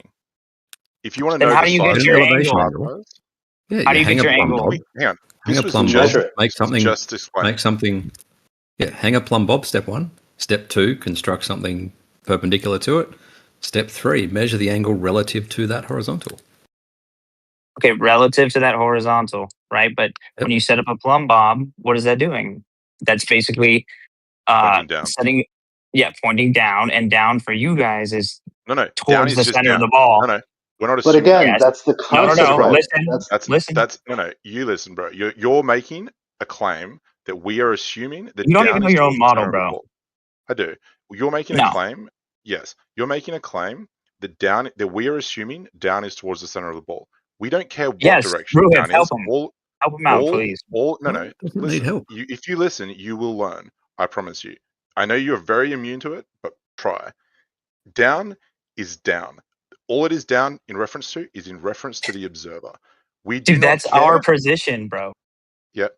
And when we make this measurement of down relative to the observer, and then we make an observation of the elevation angle of celestial bodies, and then we travel 69 miles or 60 nautical miles or whatever it might be, we see that the celestial objects move by about 1 degree.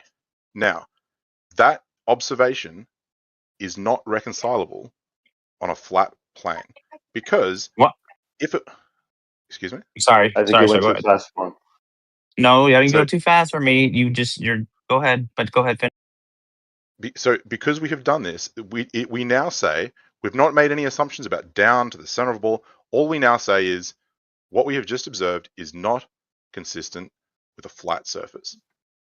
So what does that tell us about the shape of the Earth? We have now just demonstrated that the last 69 miles was not consistent with a straight surface. Let's do it again and again and again. And we can do it thousands of times in every direction, and every time the answer will be the same. And when you map that out, the answer is that it's a globe. There is no flat surface with celestial body at any given distance that you can make this work on. That's just incorrect, but hold on. What are you showing here, Roohif? Show me. Yeah, the parallel light. So we're assuming Polaris is above the top there, the North Pole. Okay, do you see how it says ratio 69.1 mile per degree? Yes. So this demonstrates that if the stars are close, guess what happens to that ratio? Yeah. It doesn't fucking work. Okay. So look at the distance to GP. Yep. So what is that star distance? Like, can you go back and forth? Like, how much is it shrinking by? No. Star distance. Sorry. It's probably a what's the word? You're doing. Wait, the distance isn't changing to the GP though. No, why would it? Right. It doesn't matter where the star is, right? It's like the so it doesn't matter? No, it's like the GP of my hand above the ground. The GP. I lift my hand up and down in the air. It doesn't change the GP. The distance to the GP doesn't change, right? So what would? Right. So you're changing the star distance. What distance? Yeah. Closer or further from the Earth. Distance to the star. I don't see there's no value for the. Oh, okay. Yeah, zoom out. Yeah, there we go. Right.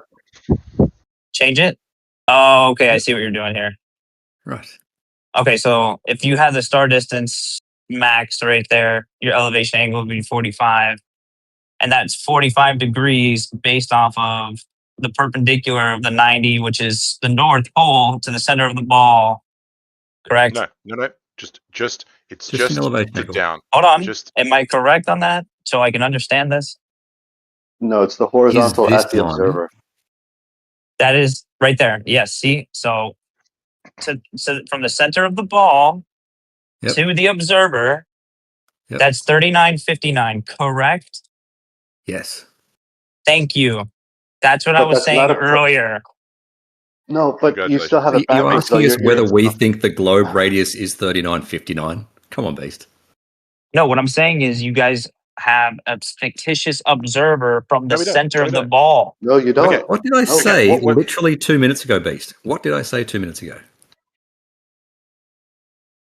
You agreed with me. No. These guys didn't agree. Hang on. Do we do the measurements from the surface? Hang on. Do we do the measurements from the surface or from the center? Of course. Yeah, okay, of course. So forget the center then. Observer at the center. So in your model, you have an assumption that you know the distance from the center of the ball to the surface of the Earth. We don't.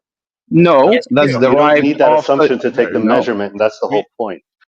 Beast, we just went through this, and I know You guys heard can't be them this dense, dude. Beast, we just Beast, went through this. Beast, the fucking projection. When we did this, we just spoke about this, and I said, listen, and you sat there silently. How so do you know about the radius of the Earth, dog? Don't. It's an assumption. We no do. shit, thank It's you. 60 nautical miles per degree. Before doing, sorry, This when I is say the this, only geometry that works. Before doing this observation, you don't need to know the radius of the Earth. It is not used in any way to make this observation. That's just retarded. Please correct your boy, Roohif. Listen to him, Beast. Listen to him. No, you he's do right. not need to know the radius of the Earth to do this observation. You can do it with having no idea of the radius of the Earth, and the observation will still be true. Okay, so that's our position, dog. That's literally our position. Please, Beast, don't do the fucking Allen bullshit. If you Your want to conclusion believe, is our premise, bro. He just said you think don't that need your to know the radius of the Earth in order to get an elevation angle to a star and then travel that distance. Yeah, that's exactly what it is on a flat Earth. However, when you do this observation, Beast, when you do this observation and you record what you have seen over different latitudes, you get different elevation angles, and the results of those observations are irreconcilable with a flat plane.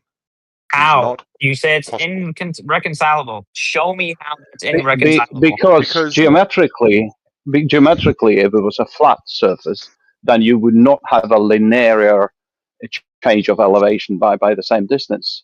You guys don't have a linear. You don't have a linear relationship either with when it comes to angles towards the horizon. You have to incorporate celestial refraction in order to keep the ratio intact. Well, It's the same thing. hang on. No, it's hang on. We don't need to go. Yeah. And by the way, we can do this to elevation angles above 35, 40 degrees where refraction is minimal. Yeah. Why? Shouldn't it be linear throughout the whole time? Shouldn't it be linear throughout the whole time? To incorporate for refraction, yes. So you want us to just do you think refraction is real? Yes. Okay, why would we not incorporate it? What the fuck? What do you mean? Why would we not? Okay, celestial refraction, and then there's hold on, stop, my turn. There's terrestrial refraction, and then there's celestial refraction. Okay, there is no actual physical variable with celestial refraction coefficients. Period. What? Just horseshit. I made a video about this, Beast. Really? Okay.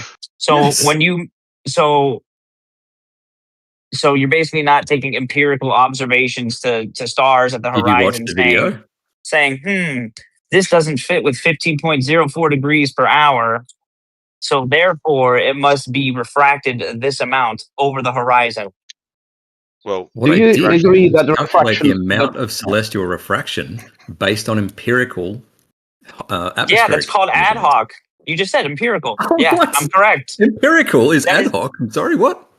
Yes, that's exactly what I just fucking said. You basically take an angle to a star near the horizon, and then you watch that star. Okay. Hey, that star is not following that relationship of 15.04 degrees per hour, right? No, therefore, it must be refracted over the horizon by this amount. No, didn't do that. Exactly what I said. Any angle to stars.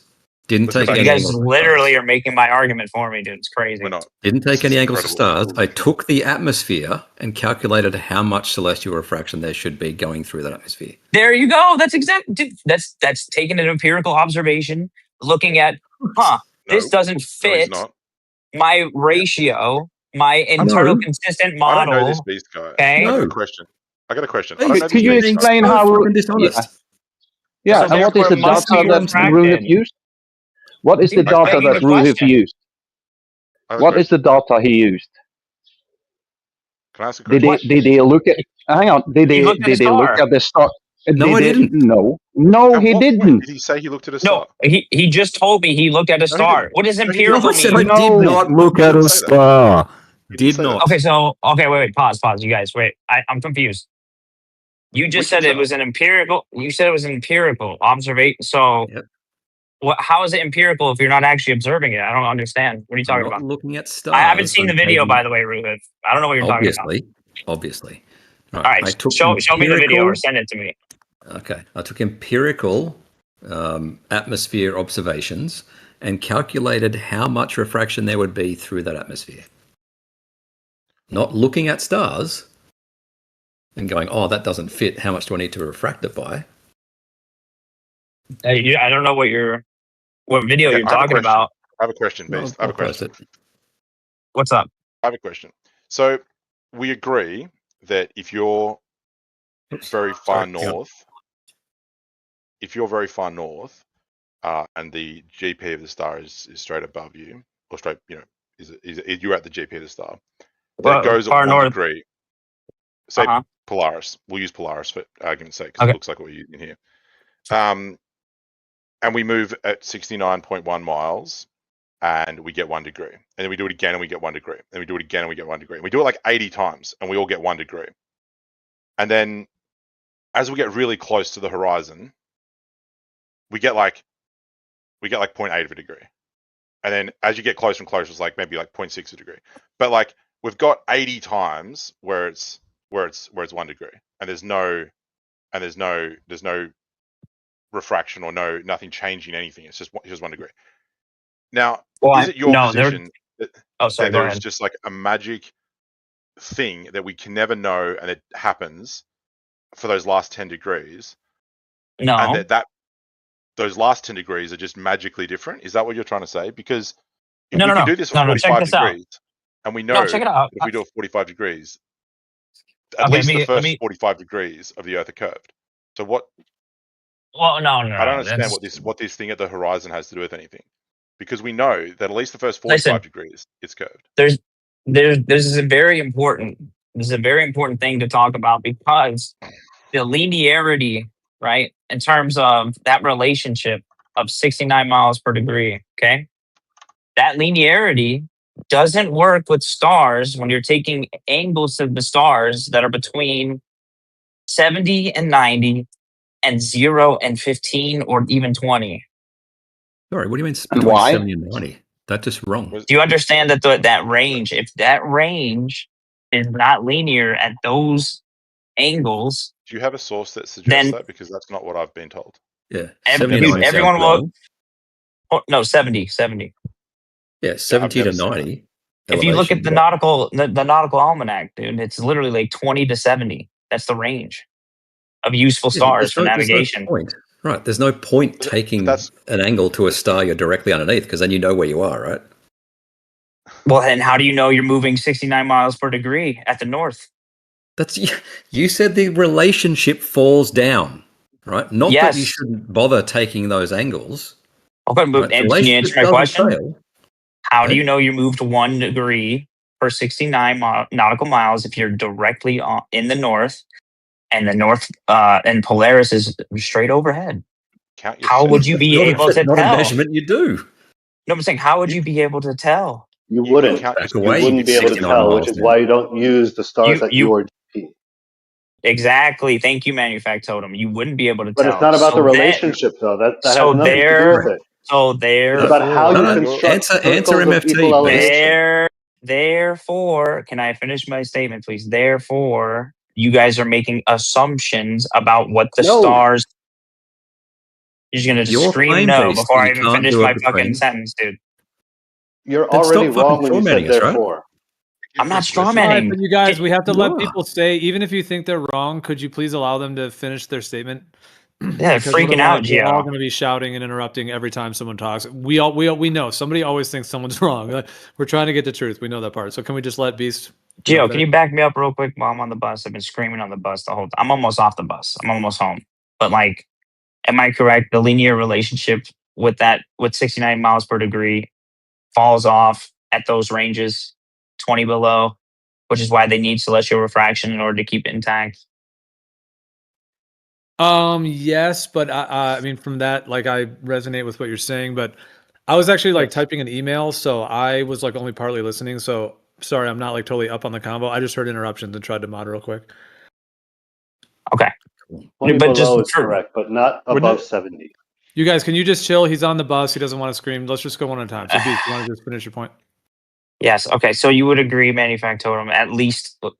Okay, you may not agree right now with 70 to 90, but that's what it says. But in most navigation textbooks, but what does it say? Hang on, below, stop. What does it say?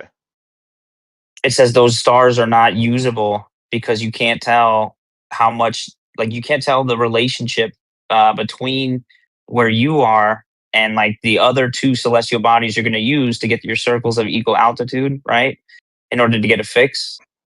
And we're talking about just straight like old school celestial navigation, by the way. I'm not talking about GPS fixes. So what? I'm just talking So you're saying those stars aren't usable? Aren't usable for what? in that range. Right. We agree they're not useful. In that range, right? But we don't agree that 60 nautical miles per degree relationship breaks down. I didn't say okay. I didn't say breaks down. I said breaks down linearly. There's a difference. Okay. Right. If it's moving logarithmic or hyperbolic, then you would have to incorporate something in order to keep that relationship intact, which is called celestial refraction. Yeah, and celestial refraction is Isn't that why you don't want to use the? Isn't that why you don't want to use stars close to the surface? Yeah, because if you're actually trying to figure out where the fuck you are, the lingering effect that stars have on the horizon. What do you mean? That's what it's like. What are you talking about? That's celestial navigation, dude. Yeah, but we're not. You're trying to figure out, dude. Okay, can this guy stop? He's just wrong. That's the point of taking angles to stars when you're in the ship at sea. Can this guy shut up? He's just wrong. You're just wrong, dude. No, but we're not. Roohif, help your boy, bro, please. Roohif, are we trying to do celestial navigation here?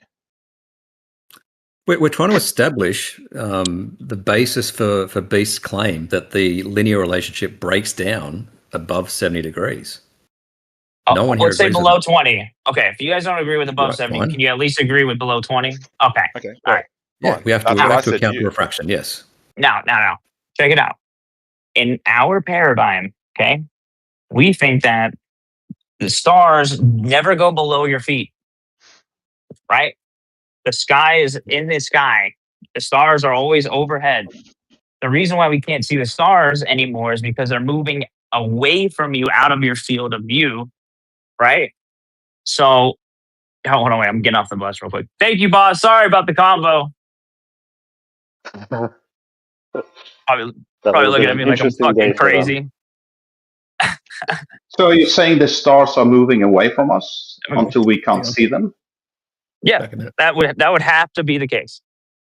Then why doesn't the angular separation between the stars change then? They should get smaller and smaller and closer together the further away they get from you. That doesn't happen. Well, but what does, we can't really tell because the celestial bodies, we don't know what they are in terms of like what they're made of, how far away they are. No, I'm saying in our paradigm, bro. Just. Yeah, I know, but still, perspective. Hold on, that's not my point. Please, Stefan, that's not my point. Go please. on. Thank you. Just want to finish my point. Okay. So in our paradigm, okay, that lingering effect of where we see a star linger on the horizon, right? That makes sense in terms of, because it's not actually going beneath your feet.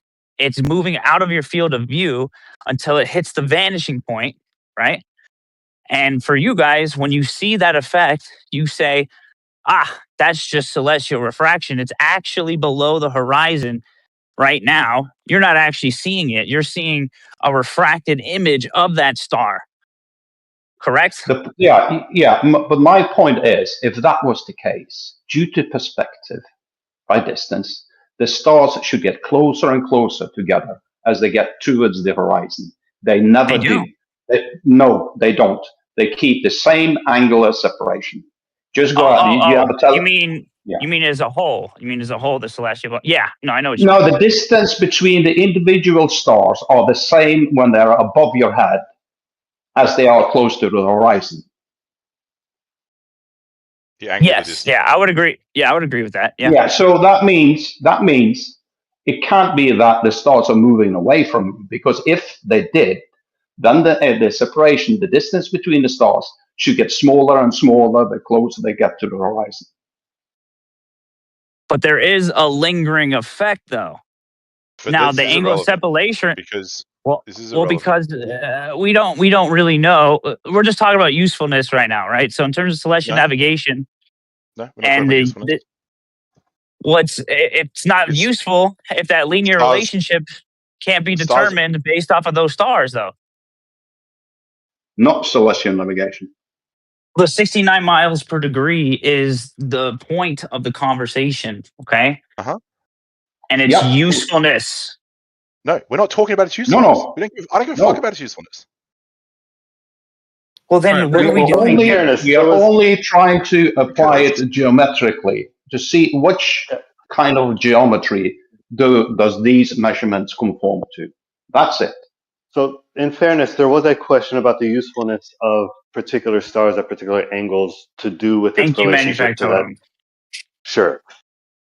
If you're talking about the relationship, that's one thing. If you're talking about the usefulness, that's kind of a different one. The only person who's talked about the usefulness is Beast when he said that they say you can't use 20 and between 0 and 20 and 70 and 90 in celestial navigation. That's the only time that usefulness. Well, let's see if you remember why I brought it up. Because what was the claim? That it would break down on a flat Earth because the linear relationship wouldn't work on a flat Earth.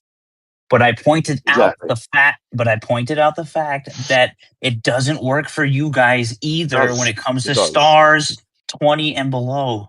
So okay, so what you're trying. So okay, great, but it does work for us. Stars 20 is above. Do you agree with that? Sure. Okay. Yeah. So therefore, okay, so we now know it works for stars 20 and above. We have to, now we go, okay, it works for stars 20 and above. What happens at 20 and below? Is it your position? That's the question, dog. Well, so there's two options. I feel like there's a better question. Is it your position that 20 It probably and above? is. Is it your position that 20 and above the Earth is curved and 20 and below the Earth is flat? No. Okay. So it doesn't work 20 and above. The relationship stays intact without invoking any other thing 20 and above. No, no, the relationship in terms of 69 miles per degree. Okay. We're talking about distance, okay? And how does that work? It's not mutually exclusive. It's the same way. How does it work on a flat surface? The same way. No, it's not the same way. Yes, we both live here on Earth, bro. You have a different interpretation of what it is. So you manage to conform. Yeah. It's not the same way because if we move a known distance and the angle changes by a measurable angle, 70 and above, we're not doing the last 20. Hold on. I'm switching to my my headphones real quick. Hang tight. I'm listening now. I'm listening. We can if we do that, we can use trigonometry and we can calculate the height of Polaris. So we can say, okay, if we move 1 or say 10 600 nautical miles and it drops by 10 degrees, we can use trigonometry and we can go, right, using this triangle that we have just now created, if we assume it's a flat plane, we can now say how far away Polaris is.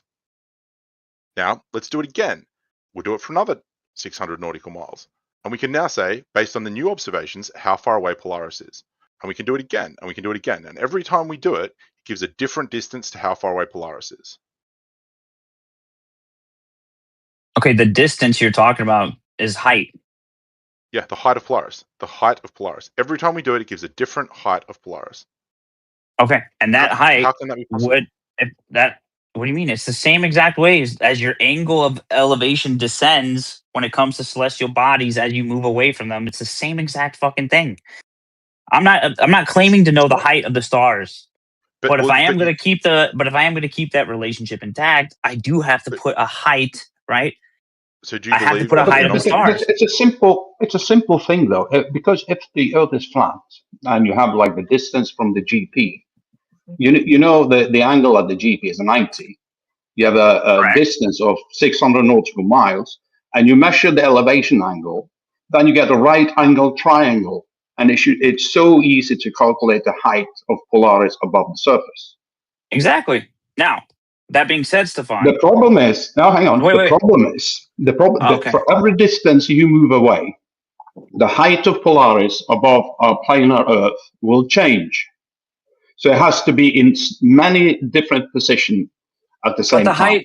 the height Yeah, of check my Polaris screen. changes for you guys too. No, the You just don't. elevation angle changes. The height, That's the distance height, from Earth. No, it's not. No, it's The not. distance from Earth is not height. If you walk away from dude. me, I start. Okay, if you stand right next to me, I'm 6'3". If you walk 10 feet away from me, I'm still 6'3". My height hasn't changed, but the elevation angle to me has changed. Yeah, but okay, so that's apparent height to the observer. That's not. Okay, so like, Okay, yeah, so okay, so for example, Okay. I'll give you an example. In your paradigm, You don't give me okay, an example. the star is the same distance away from Earth, correct? Well, not according to the flat model. It's The not. star. I said your paradigm. Listen carefully. Yes. Correct? Yeah. Thank you. But it changes apparently in terms of where it is in the sky. Yeah, dude. Can this guy stop, bro? He's like not, I don't know if he understands fully. It's fucking with me. Because Okay. I don't agree with you. Yeah, I know you don't agree with me, I'll bro. just Just let me interrupt, finish right? my sentence, please. Jesus. Okay, let me switch my, all right, let me just switch my head. All right, here, I while was you gonna ask switch, for let me just clarification. say real quick. Hold on, while you switch. So Roohif, is everybody looking at Roohif's screen share right now? Rick, if you can see it, I don't know. I'd have to see if you're in there. But yeah, if you can see it. Okay, so as he's moving that thing across the base, you have that, looks like a white circle on the vertical. Yellow. Yeah, now I don't want to speak for Bees. He's going to be back in a sec, so he can say his point. I was trying to listen and trying to understand what you guys are saying. So let's say for a moment that white I'm ball. here. All right, do you want to just go ahead then? No, you're good. Go ahead. All right, well, I have to do some laundry. Well, I mean, I guess I was just wanting to, from what I was trying to listen to what you guys are saying. So that white sphere that's going up and down as he's moving the horizontal. Okay, so I don't think anyone's implying that over a planar surface that star, whatever that star is physically changing altitude. Meaning we could call it apparent altitude. So when an airplane is flying away from you and it stays at the same altitude, 20,000 feet, but it looks like it's lowering, we know that the airplane is not actually lowering in altitude, but it appears to. We could get into perspective, why that happens, the convergence point, et cetera, et cetera. But as things move away from you, they look to be lowering in your field of view due to perspective. Now, even if that airplane stays at the same altitude above the ground, it can still look like it's dropping. So we could call that apparent altitude, not actual altitude. Well, it could be said the same for Polaris. Whatever Polaris is, however it's manifesting, whatever all that is, we see a light. That light drops. We can call that apparent altitude, and it will drop as you move away the 1 degree. So it's not necessarily the physical star has to be dropping. Not linear though. It is the what we could call apparent altitude. You could call That is dropping. We could cover the linear thing after. dishonest. I'm just trying to see if Rick is on the same page with that part. You could Yeah, call but it that apparent plane altitude, or but whatever. it would be dishonest because it is elevation angle. That plane. That The plane elevation is not angle is dropping at a derived from linear the rate. apparent altitude. The elevation angle is derived from two things: the apparent altitude and the ground distance between you and the GP. It is the apparent altitude. So that yellow line that's pointing from the observer to that yellow ball there, that is the apparent altitude. That's how high you see it physically. The height as the ball goes up and down, that's how you can calculate. Like we might, for example, for the Empire State Building, right? We don't just drop a tape measure down the side of it. We use this method to figure out its height, right? That's the actual physical height, despite how big or small it looks in your visual field. But that's the point, though. We don't actually know what the stars are. I don't know what they are. We know their lights. Doesn't matter. We don't need to know what they are. We know that they're Right. lights. And we just need to know our relationship as the observer to those lights in the sky. So I like don't need Gio to was know. saying, it's an apparent altitude. Yes, I Which can for put a this entire fixed maximal conversation height. Yeah, I could. I already said that in the beginning. I said the maximum height you can do would be 39.59. You can have the same relationship, just inverted. It's just a ratio. Right. So, on a flat surface, on a flat surface. All right, hold on. Yes.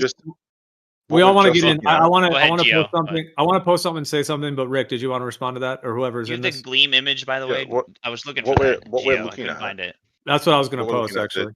Nice. that is being shown in this live stream is that using trigonometry the actual height is not 3959.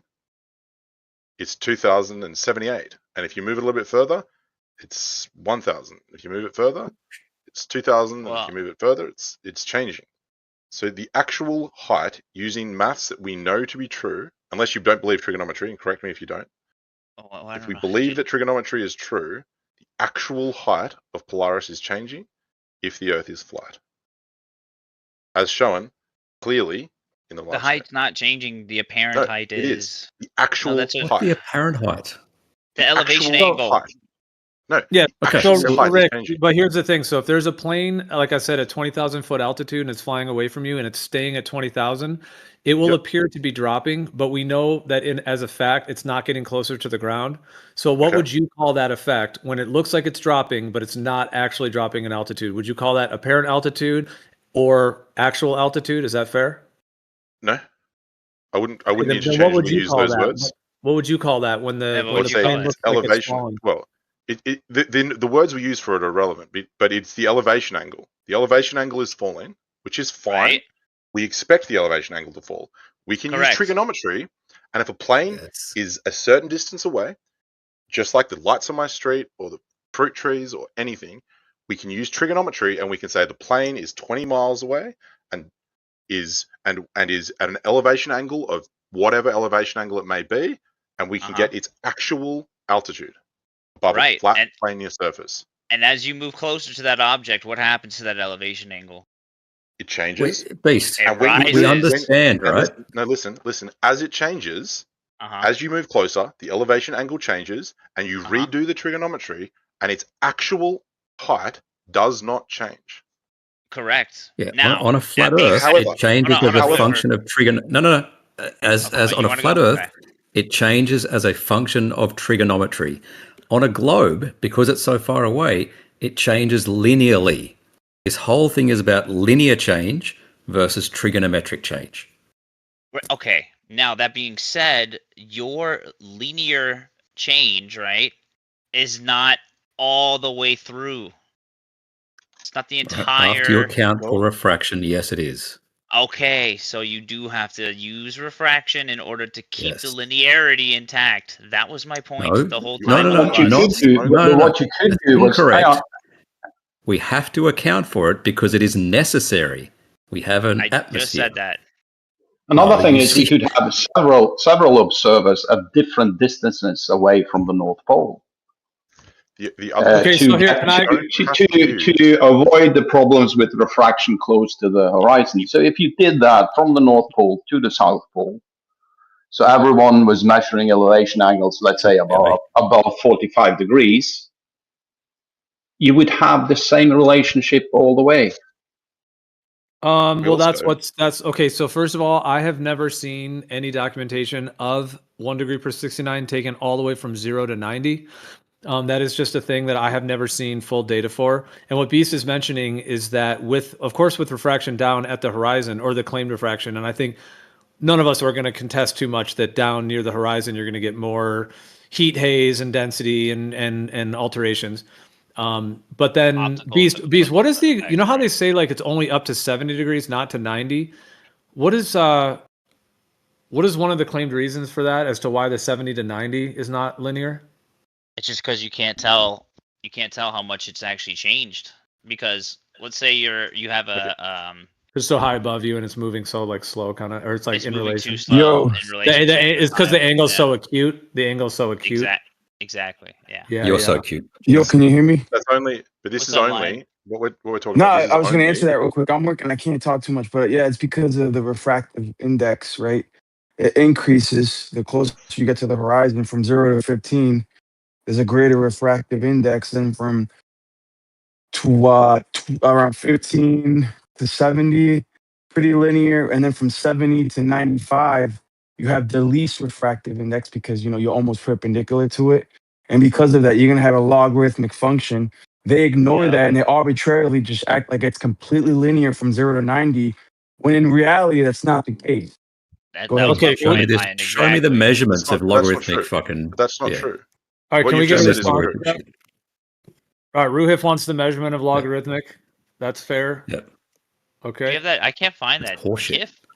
Geo. It's just not true. Well, but wait. No. Just... Not a graph. Measurements of reality where you got a star passing overhead, and it changes from 60 nautical miles per degree to some logarithmic. Yeah, measurements of reality always include the surface of the Earth. Like no one's been to the center of the ball, so I mean, no one is asking you to do anything to the center of the Earth. You're more than welcome to assume that it's flat.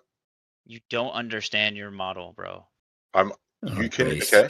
Then use your model and demonstrate that this is true. Okay.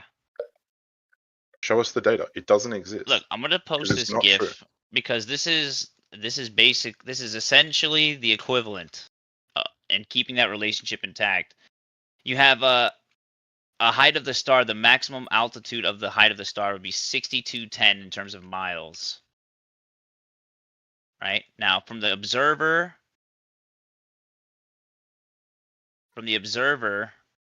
Oh, sorry, not the height. I apologize. It's 3959 with the height, like I was saying earlier.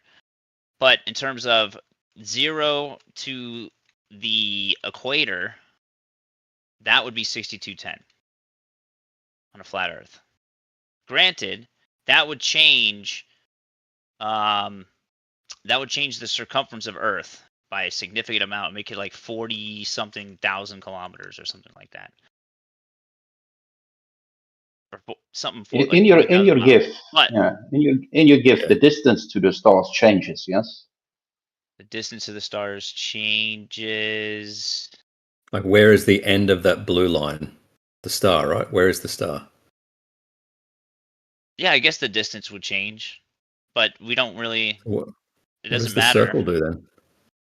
What is the circle doing there? The star is outside that sphere, right? Mm-hmm. So what purpose does the sphere that's your do? field of view, right? That's just your field of view.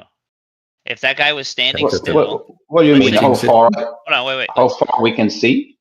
Well, let's just say that you were using what would be a good star, like the equator or something like that. Let's just say you were using something that would be rising up, right ascension, declination. So you have right ascension. You have a star that's literally rising, almost perfectly. To the east of you. Like, let's just say you're on a celestial sphere in terms of like, all right, I need to have a visual. Fuck, let me start my laundry real quick, and then I'll get on the computer. I gotta get this shit. I'm curious what purpose that sphere has when the blue line clearly goes further, so the star is not on the sphere. What do you mean the blue line? You mean this? You mean the 6210? The aqua blue 3959 mile line extends past the sphere, right? So that implies the star is off somewhere else. Where is it? Just because the line that I thought you were talking about the 6210 versus the 3959, but just because the line extends graphically, just because it graphically does that, that's not really relevant. It's just a representation of the limit of your vision. No, like if limit of our vision. So okay. So there's a specific. Hold on, I wasn't done talking, bro. Go ahead. You gotta stop doing this, dude. It's really frustrating. Okay, I wanted to finish that thought. So if you had an arbitrary distance of the field of vision, okay, but if we had the same relationship, right, just to keep it useful for celestial navigation, just to show that it's not mutually exclusive to either or, which has been my position anyway. That celestial navigation is not mutually exclusive to the globe model. That's why I say if we have the fixed height of a star being 32 or 3959 in terms of like the zenith, right? Now we have that limit of our vision, right? And that extends all the way around you 180 degrees because it's in your hemisphere, your hemispherical limit of vision. Depending on where you are and what that star is doing will still give you the same exact same exact elevation angle, and then you could still keep that distance intact, that ratio intact. The only difference is that the height of the star has to have a fixed height, or at least a maximal height, right? But it's just arbitrary that it appears to descend, so we can call it apparent altitude, like Gio was saying. But it's it's just as fallacious as having a fictitious observer at the center of a ball that you've never been to. It's the same thing. Could I ask what you mean by limit of vision? Okay, can you see forever? No, but if I bring up my So that's 8-inch, your yeah, but I can limit. see on a really dark night, I can sort of see Andromeda Galaxy as a blurry kind of image up in the sky. But you can't see Which forever. is supposed, no, but no one can see forever. Correct. But we can So see really, really far. I mean, the stars are fucking way off. Okay, but I'm talking about like in terms of what we can render here on Earth, and then the stars are basically the background. We can see the stars. Like the stars are always going to be, they look the same no matter what height you are too above the ground. You know that, right? What do you mean? Do they?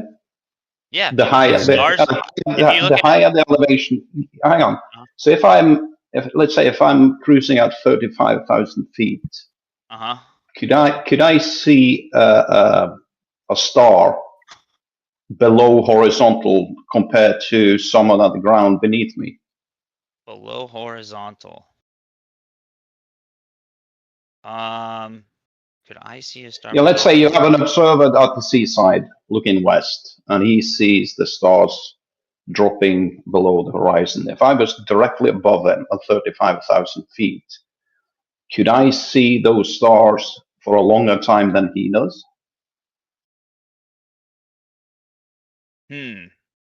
That's a good question.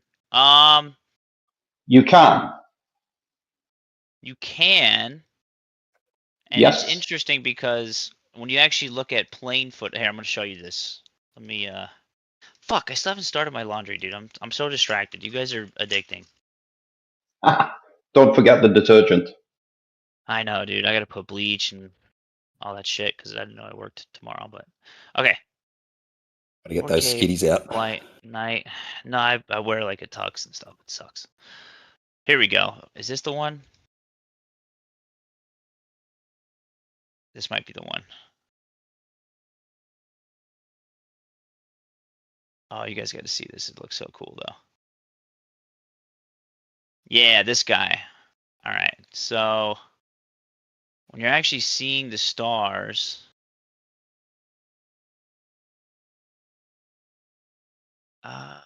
no, it's not that one. No, not high pressure aviation. What the hell is that guy's name, dude? There it is. Guillaume Lafont. Yeah, this guy has some great footage. Okay. So I want to show you guys this.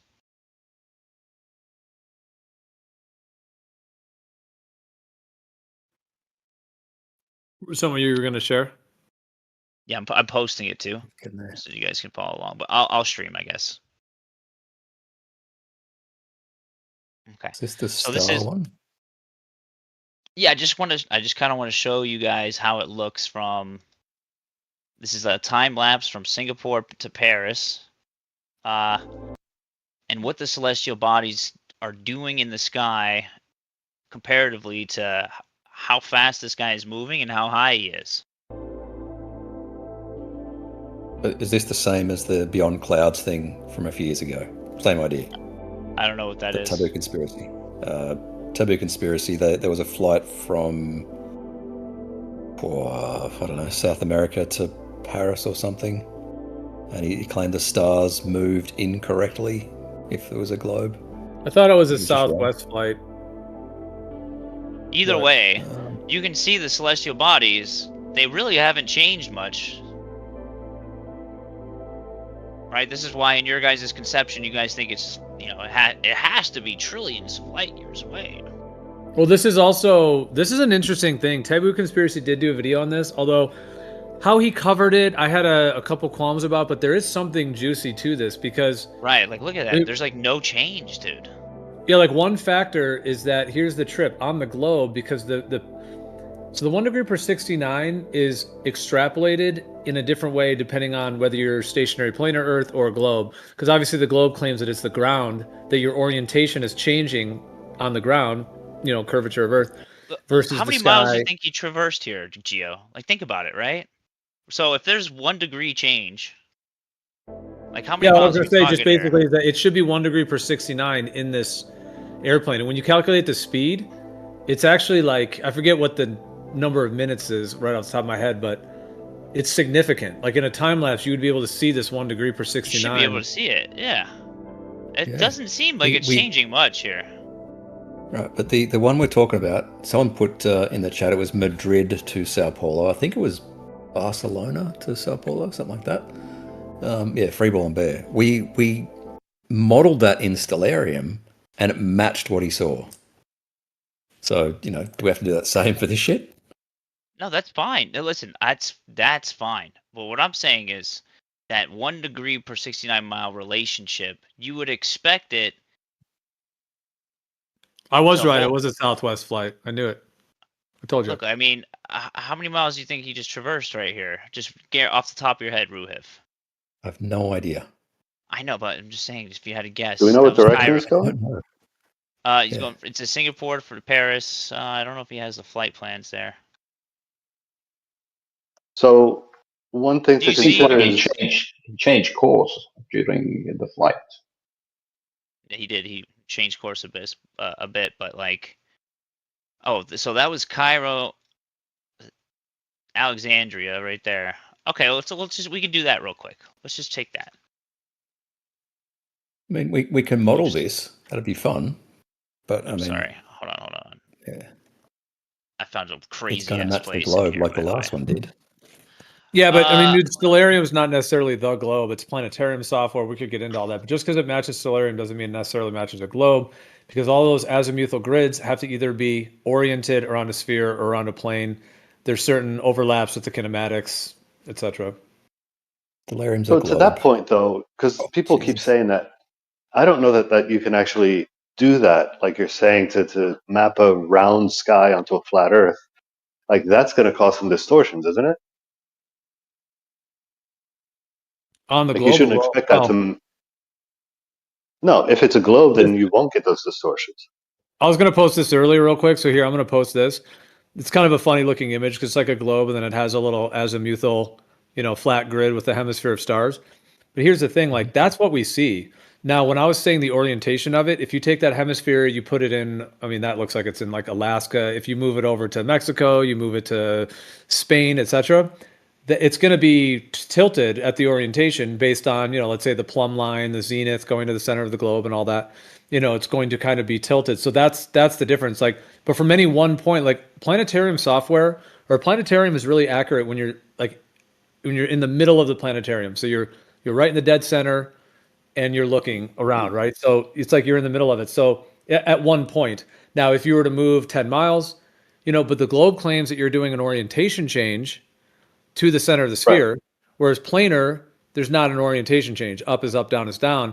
But I mean, like putting that azimuthal grid, I mean, a flat azimuthal grid can really fit on a globe, but then we could get into, the curvature is minimal. It's only inches, within a range. So it's able to be kind of, transferred over. But it's not necessarily like planetarium, or sorry, stellarium. I do not claim that is like a globe necessarily. We could get into why. But it's ultimately planetarium software. But the azimuthal grids in the planetarium has been worked into the globe model. So I can see why there's the overlap, and someone that might point at it and say it's a globe, it's a globe. But we have to kind of we have to open the hood and look deeper to what's going on. Which I've done. I've done. I'm sure you The have. problem, though, the problem is you mentioned it a couple times, is that like the flat Earth works when it's individual observations. Like the thing you posted, that's all well and good, but when you put a bunch of those domes together, and I guess you'd have to assume that you're all looking at the same sky, that no longer works, right? That's the whole point of these global observations. These multiple observers simultaneous don't resolve to a flat, any way you try to do it. You do realize though that the multiple observers at different locations, one of those three are not going to be able to see the stars, right? Because it'll be daytime versus Why is that nighttime. based? Daytime versus nighttime. Okay. Oh, you can do it where they're all. Yeah, but you could have them all. You could have them all on the night side. You could have them all on the night Like side. Geo and if you're Beast. drawing and north of the Arctic circle, in the middle of the winter, you would have people all around which would be able to see the same stars at the same time. Yeah, and could you draw circles of equal altitude? Yes. From that, yes. Yeah, you could, right? Therefore, On a flat flat. Earth? Therefore, No, flat. on a flat Earth and a globe. You can't draw circles of equal altitude on flat How could you see circles of equal altitude on a globe?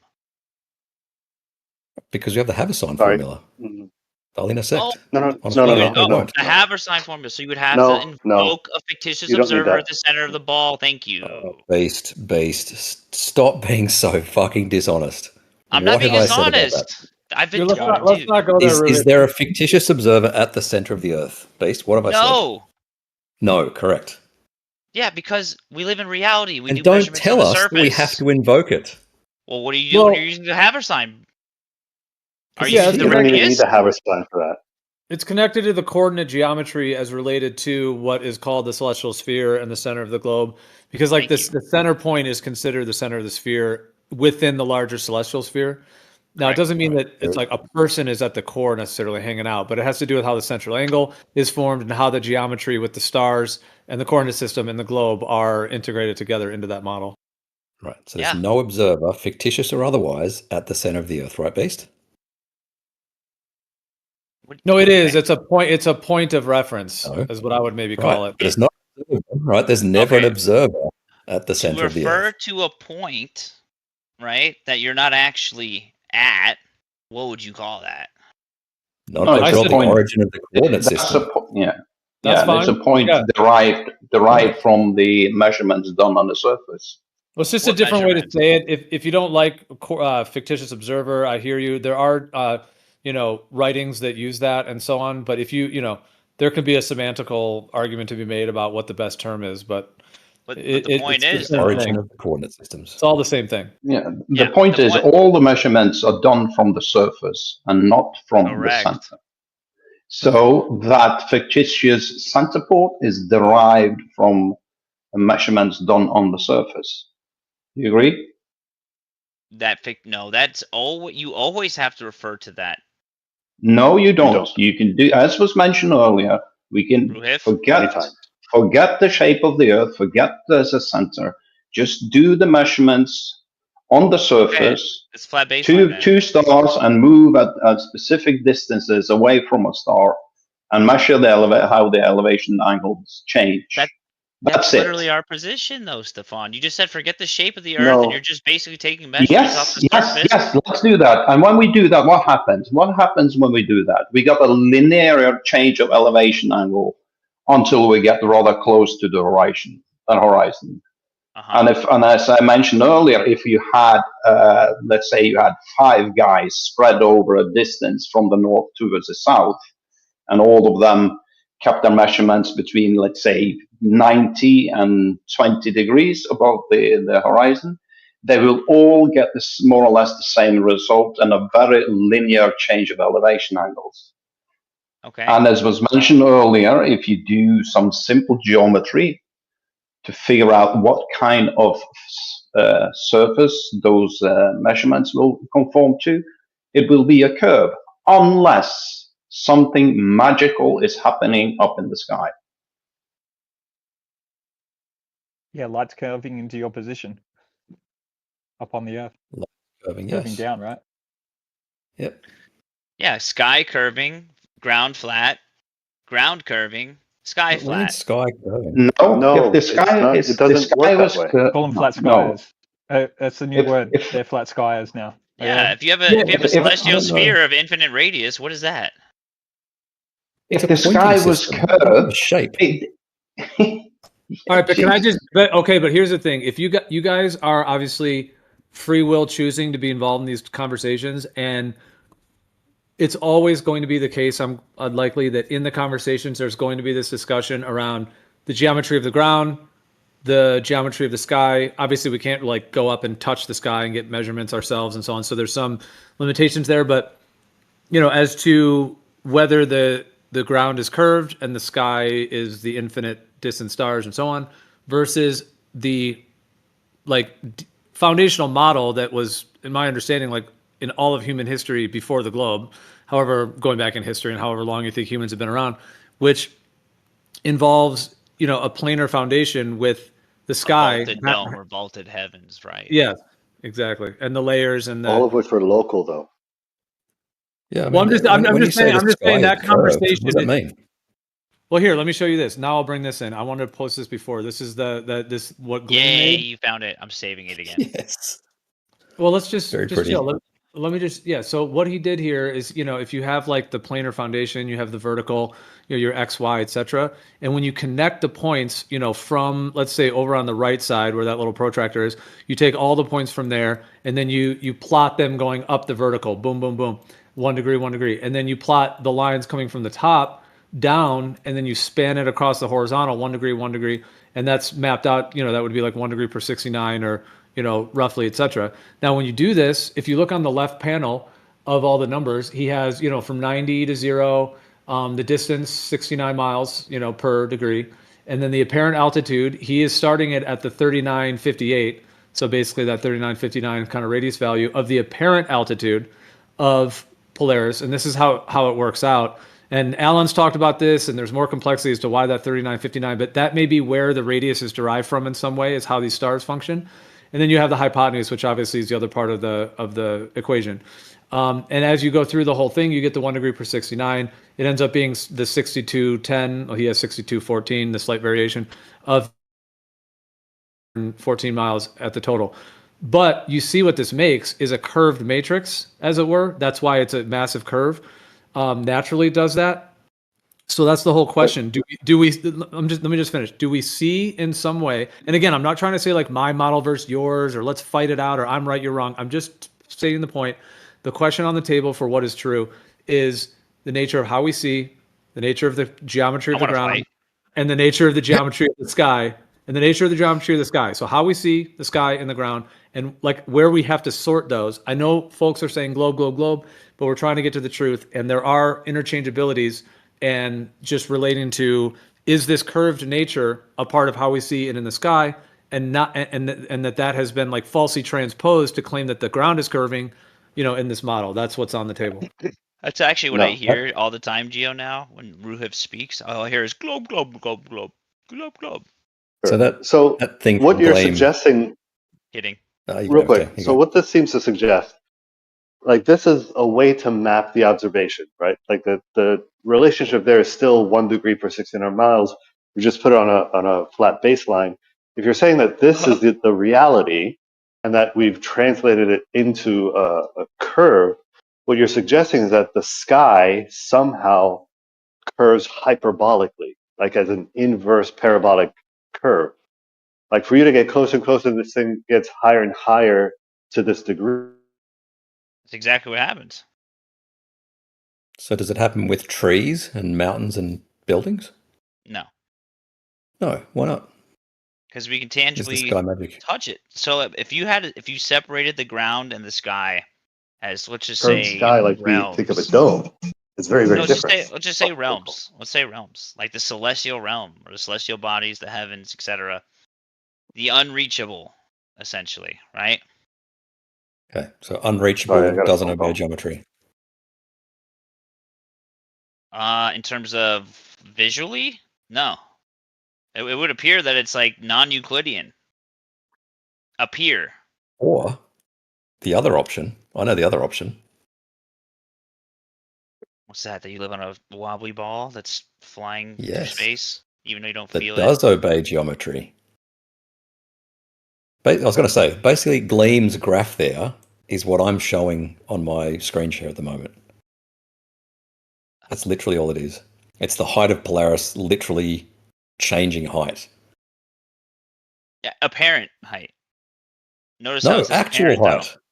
No, it says apparent that altitude. Yellow dot. That yellow dot is physically changing its height above the surface. Stream? I thought you were talking about the Gleams thing. Yeah, but if you again, it's the apparent altitude. So the observer that you're moving left and right? You're moving the observer on the x-axis right there, right? Yep. Yeah, as the observer moves away from the star, it appears to drop in height or angular elevation. No, it physically drops in height. How do you? Roohif, No, dude. can you? What, Can the you? same thing. Well, I think I can clarify this. Can you fix the sun at a height and then move the observer back and forth? Oh no, that'd take a little while. Okay. It doesn't matter. It doesn't matter. It's apparent. GeoGebra? Yeah, it's just a position. No, but that's what you're talking. It's a see. One thing I was going to say before, like I said this before, if you have like a building and you put a big red beach ball on the top of the building, and then you get closer and further, yes, you can like measure the building. You know the altitude. You can do what you want, and in that proportion, you know, if you're 2 miles away or whatever, 1 mile away, you can do those proportions. The thing about the stars, though, they are in a medium or some distance that we cannot go touch them. Now, I know NASA's claiming they're probing stuff, but let's leave that aside. None of us can verify that anyways. So I'm just saying these stars are just optical points. We can't verify them in the way you could the height of a building. Therefore, when it drops as you move away, that's all we have to go off. So, what I'm hearing is that they don't obey geometry for some reason. No, they do. They do. They abide by the geometry of the sky. Geometry's not a physical thing, dude. That's just a concept. Well, no, not so much that they don't obey, that we can't determine their geometry. Like they don't visually follow any rules of geometry that we. Think about the word itself. What is geometry? Earth measurement. It's just no, Earth it's just measurement angles and doesn't shit. work to Don't stars. worry about the etymology. Who cares? You don't find that hilarious? You don't know what though? geometry is. No, I don't. Geometry doesn't I work find when it comes to something that's not the Earth. Yes, exactly. Geometry works with everything. It's geometry. It's just math. Yeah, but the term geo, Earth. It doesn't matter. Measurement. It doesn't You're matter. stretching, Beast. You're stretching. No, I'm not. Because we can use geometry We on can everything. use geometry on a bunch of Earth. Yes, exactly. No, everything. We can use geometry on everything. Unless you say that thing is divorced from reality in a way that mathematics doesn't represent it accurately. And if that's what you're saying, then we can make no determinations on the sky, despite if we try and do this, presuming a globe, everything works perfectly fine. Like you're invoking this weird thing that happens to represent itself as a globe, except we can't trust that. It has to be some wonky, exotic refraction or something. The mystery of the heavens, as Oakley said. Yeah. Well, I mean, you're the one stating that it somehow perfectly fits a globe. I don't agree with that. I think a globe is an ad hoc addition after the fact. It's a more recent model and concept, that is more recent. So what came before this, planar and stationary, and so on. But I just don't agree with what you're saying there because, okay, so let's say we were in a room. Okay, we're in a room and we cannot touch the ceiling. Let's say it's like a big warehouse, like a Home Depot or whatever. We cannot get up there. There's no way, okay, in this analogy. And it's all smoky up there. It's all smoky up there. And we just see lights. We don't know what they are. We don't know where they are, but we can see them. But in this analogy, you can't take a ladder and go up and touch them. Now, if they're moving in various ways, like Gleam's chart there, that's just a basic charting of, with the 1 degree per 69, the 39, 59, etc., and the apparent altitude as it drops and so on. Now, it makes that grid or that type of matrix. So if you want to talk about like at least that representation of the geometry, I'm not trying to say that thing's like 100% proof that's exactly how it is. I'm just saying that is one way to represent the geometry. So it's not that it can't be represented. It can be right there. Now, I know the deeper question is like in the warehouse example, well, then what are those lights? How are they functioning? The thing is, though, we can observe the geometry. It's linked to the declination in the sky. It's, as you move away and so on. So it is able to be mapped, observed, and tracked, but you can't really complete the full geometry because you can't tangibly access it. Sure, if you could, but in your analogy, Sure, you can. I can just go to any star I want. If I start with in the warehouse, you can absolutely map that ceiling. What we could do was just start directly below one of those blurry lights and move away from that one at known distances and measuring the elevation angle.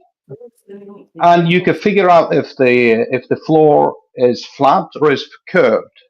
If the floor was curved, then you would have a linear elevation change by distance. If it's flat, a non-linear So it wouldn't change.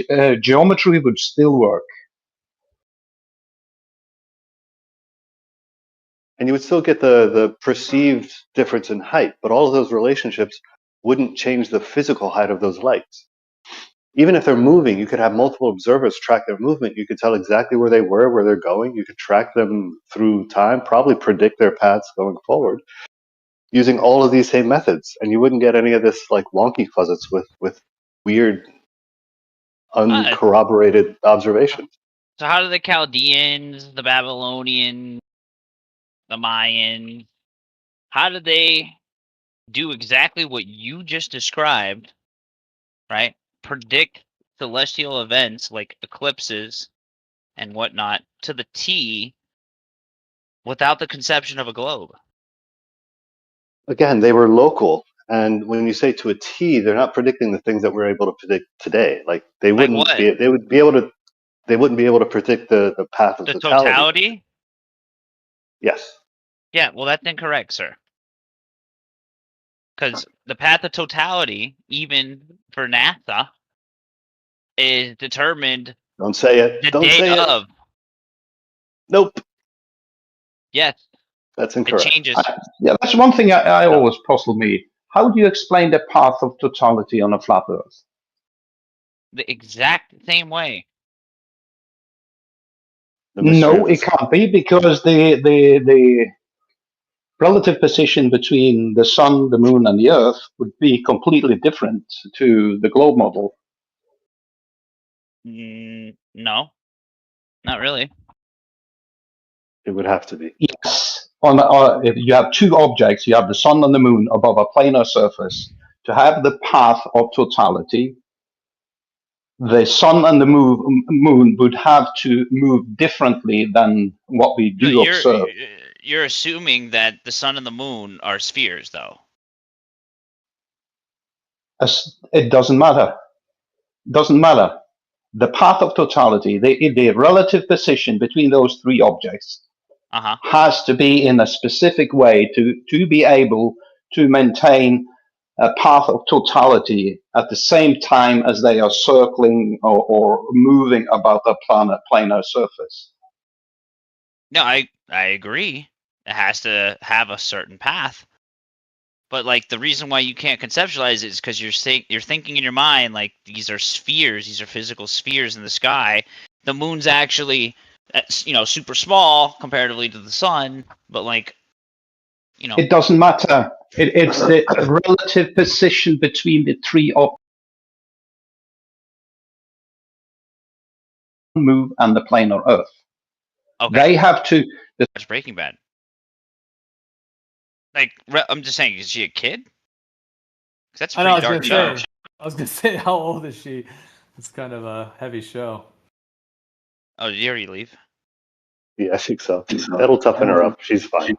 Whenever Roohif does that, see you, whenever he does that, he's gone within milliseconds after he says that. So that's his final swan song statement is, Daddy, what's a Heisenberg? And what's blue meth?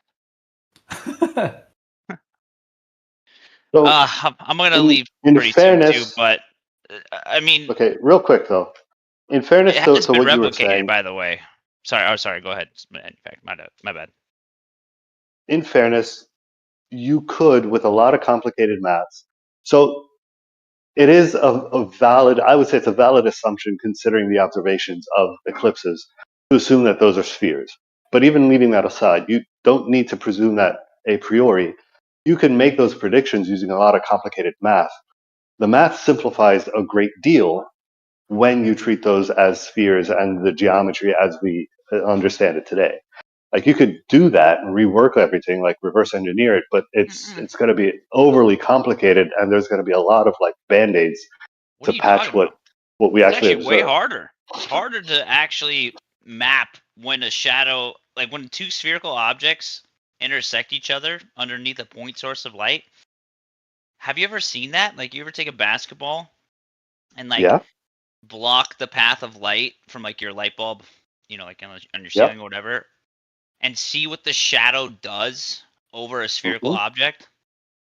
That's not. It's not what we see in reality.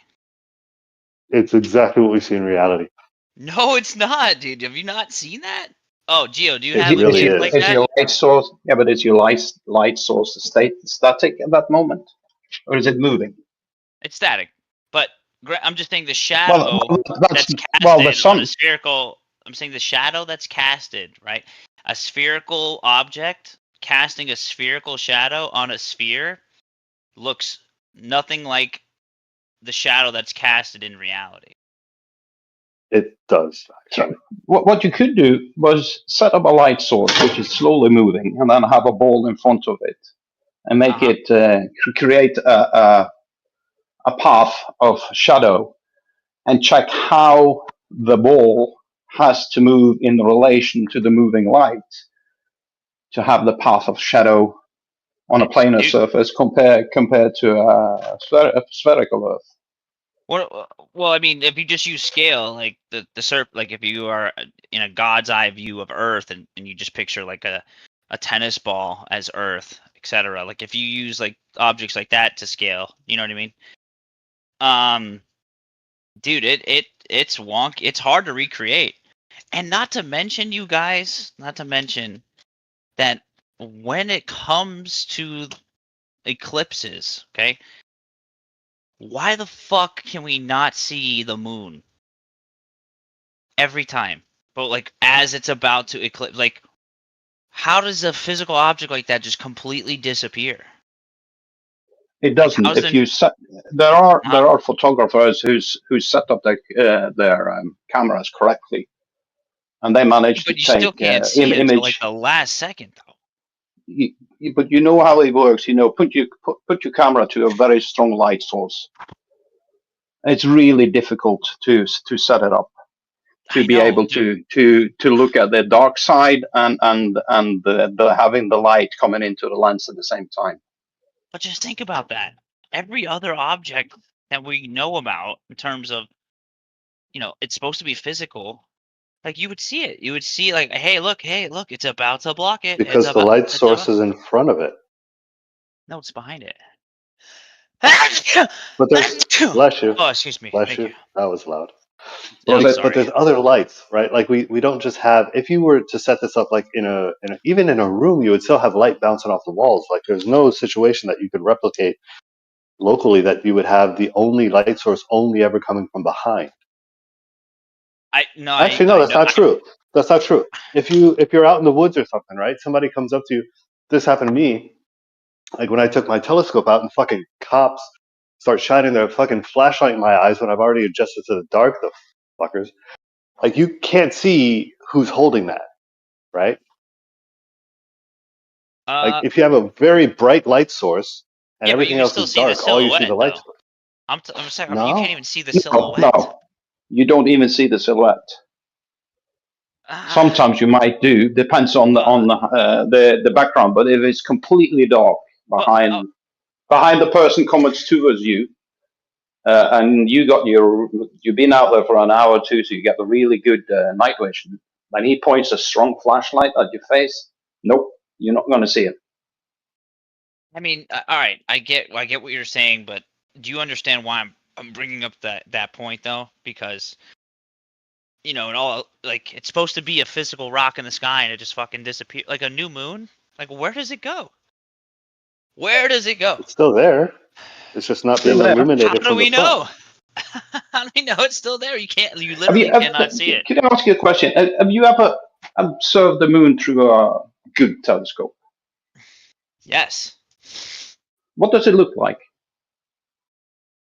It doesn't look like it does look rocky. I'll give you that. It does look rocky, but when it's in one of its phases, it doesn't appear to be solid. Like Have you noticed how the shadows change during the phases? I've never changed or never seen it to that extent. But saying this shape, I'm saying the shape and like the different layers, like the sun and the moon are at a different layer, the stars are on a different layer, certain other things are on different layers. In the Bible, it talks about like the 7 layers of the firmament, the heavens being in a different layer. Like if you were to picture the firmament not as just a solid dome piece, but as different layers then yes, you could have that polarized lensing effect at certain times of the year. And here's the thing, it's cyclical.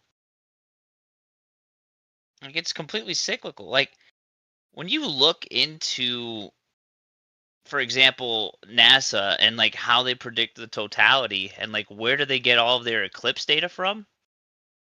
You know, it's just one guy. No, it's not. How much you want to bet? And it's not, and NASA is not the only one who does these calculations. Oh, hold on a second. How much you want to bet? It's not just. It's literally just one guy. That's who they referred to with all their eclipse data. He passed away. Rest in peace. But NASA did, yeah, maybe, but there are others who do this as well. so you know NASA, like NASA. I'm talking about like millions and millions of dollars, billions almost, and you got one guy that does all of the eclipses. I'm pretty sure it's just a model that they run it through. Dude, look it up. It's Fred Espenak. It's literally did look it up. one fucking guy, dude. It says they model it. So We're am I talking about right the or wrong? predictions, at least. Yeah, it's just one guy. What about Xavier? What's his name again? Xavier Javier or something like that. Hang on, let me see. All I'm saying is, like, these things have been Xavier established. Hubier? Yeah, you ever heard about Xavier Hubier? No. Okay, that's another one who has done this.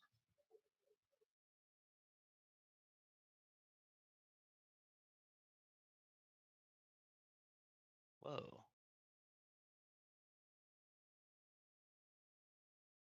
Avalon Library. What is this? Sorry, New Perspective just sent me something pretty cool. It seems like even the Vatican Astronomy Observation does this. Fred Espenak. You know that the moon is sort of polarizing some of the light coming from it. Superfluid might work, plasma.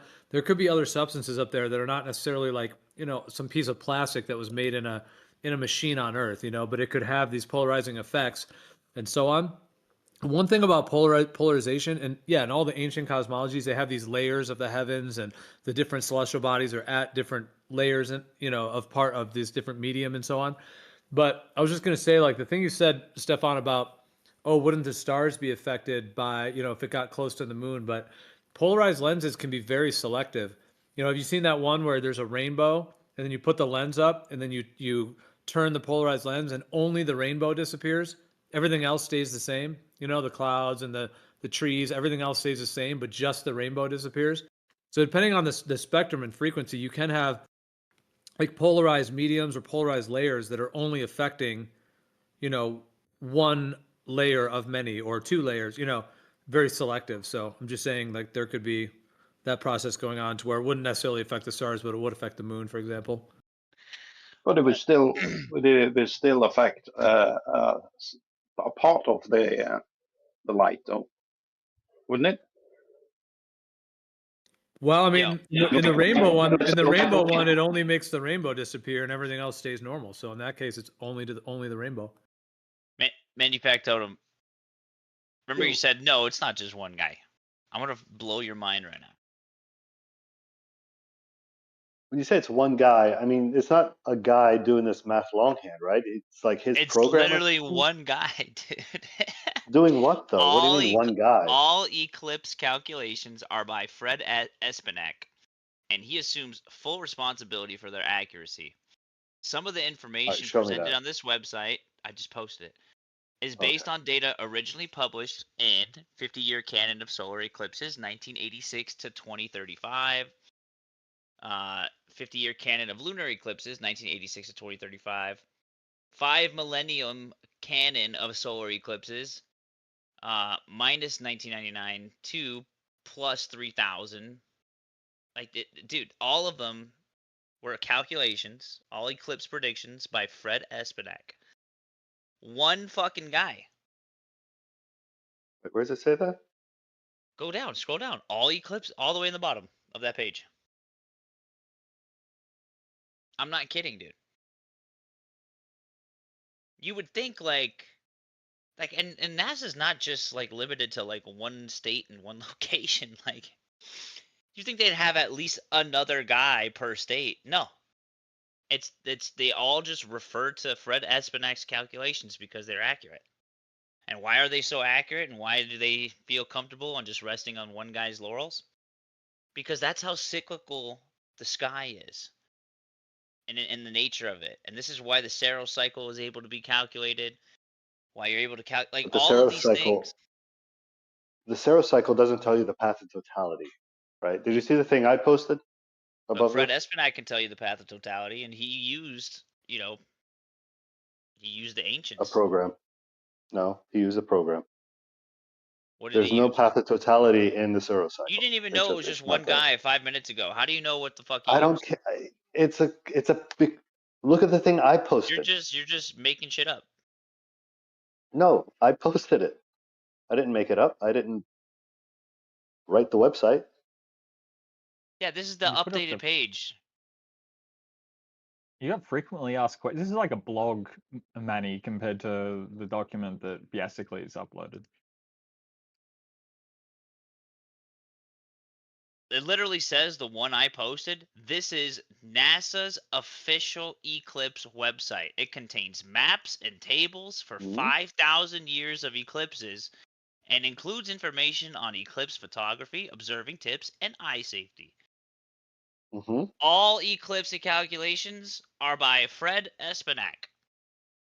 All of them. Okay, I don't know if that means. them. I don't know if that means. Sure, I understand. I heard you the first 3 times. I don't know if that means he wrote the program or whatever, but you don't do this shit longhand. It's not a program. Right? You can't.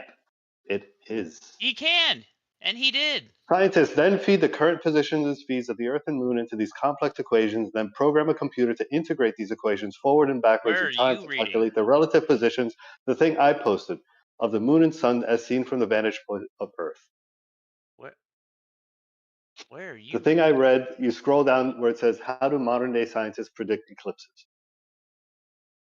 Modern day scientists. Okay, let's see here. And ESA does it own does its own like plural, calculation? It just Fred. Okay, so listen. No, European Space Agency do their own calculations. Okay, it says eclipses are specific configurations of specific configurations of these bodies that can be identified by the computer. Current eclipse forecasts are accurate to less than a minute in time over a span of 100 years, of hundreds of years, right? Okay, so Fred has it up to 5 millennium. He's got 5,000 years calculated. So now what? Okay, now what? What is your point? My point is, this is why this is still the official NASA website for eclipses.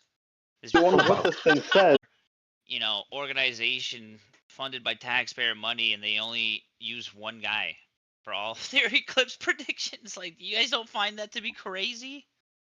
I've got no, I don't know. So no one else was involved. It doesn't base literally its calculation as. Is it it's not just one basing guy. it? Yeah, but that's NASA, okay? But he's not the only one. European Even Space so, Agency does the same without him. Like from what are you on from about? what this thing says? From what this thing says? Oh Jesus, are we done?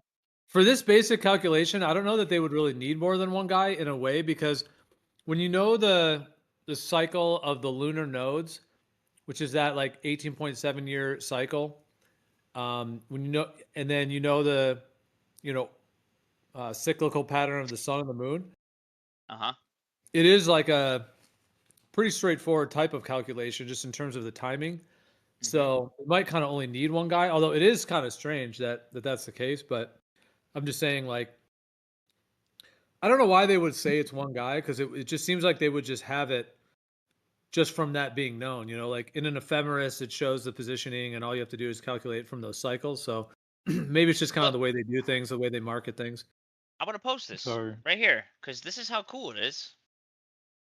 Gene Mayes has written a standalone program for Windows PCs that can make calculations similar to the JavaScript Lunar Eclipse Explorer It's called Loon CJM and is available as a zip file. The JavaScript Lunar Eclipse Explorer was developed by Chris O'Byrne and Fred Espenak. It features drop-down menus for city coordinates and buttons to select any century from minus 1999 to the year 2000 or to the year 3000. It can be used to explore the frequency and circumstances of all lunar eclipses visible from any location on Earth. It kind of sounds like what I said earlier, is that he designed the program. Okay, so what was all that shit about? Like, oh, we use satellites to find the positions and all that. No, none I of never that. You said don't need to do any satellite. of that. ESA used Nobody mentioned satellite. yeah. No, but forget that. But ESA, or European Space Agency, have their own way of calculating the eclipses. Oh, dude, So this is just so to funny. let you know, Beast, it would seem I've just looked it up. Technical framework. He uses custom software apparently, his own proprietary software that he's apparently developed, and it handles like complex Besselian elements. He also uses JPL ephemerides and Fortran and C.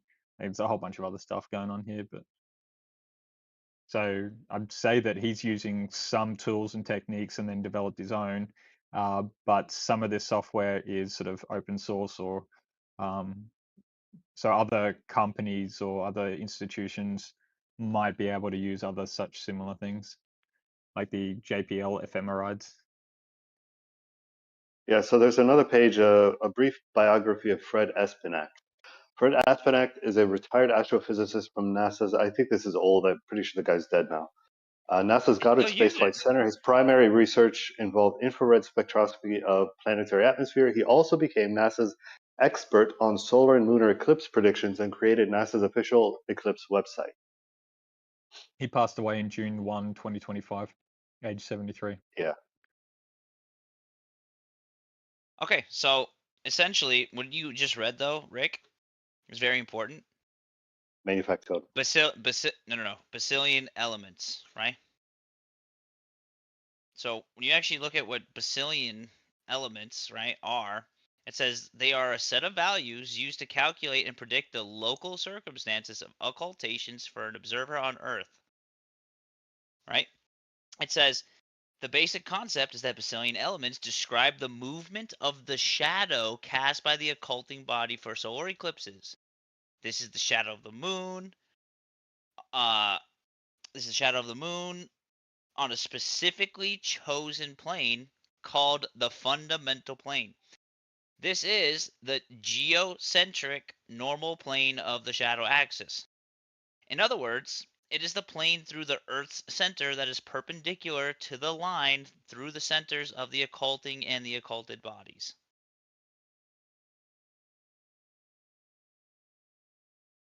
Mm-hmm.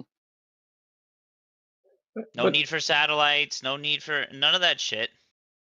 But as I can see that Aspanak didn't do this alone. You have this Jean Muse, Chris O'Byrne, Stephen McCann, Ernie Wright, and another woman called Michaela Garrison, who they all collaborated with Aspanak to come up with this JavaScript. The Chris O'Byrne and Stephen McCann developed a JavaScript-based interactive calculator.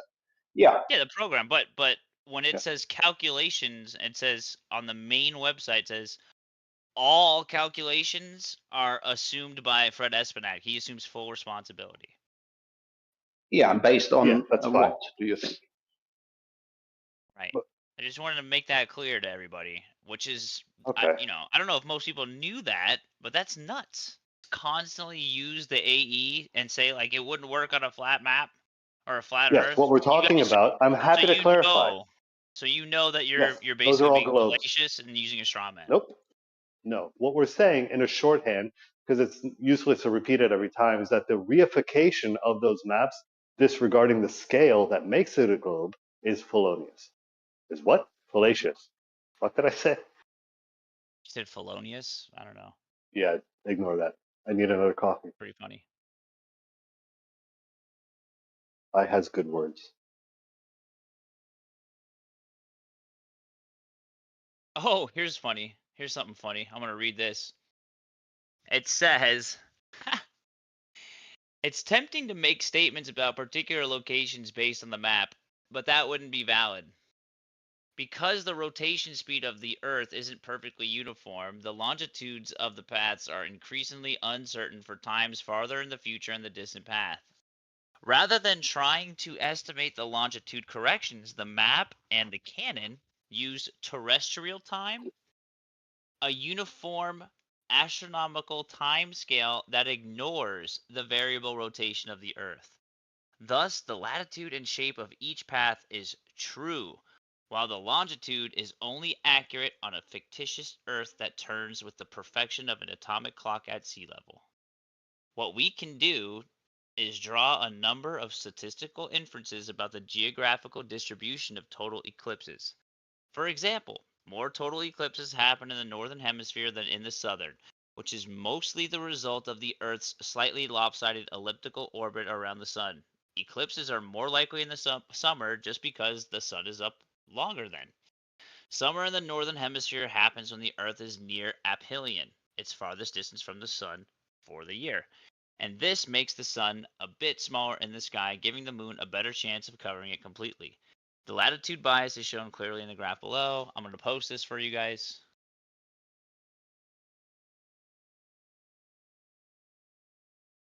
Yeah, so it changes a little bit due to where the Earth is in its orbit, and I'd about be a very curious what that slight variation in the rotation.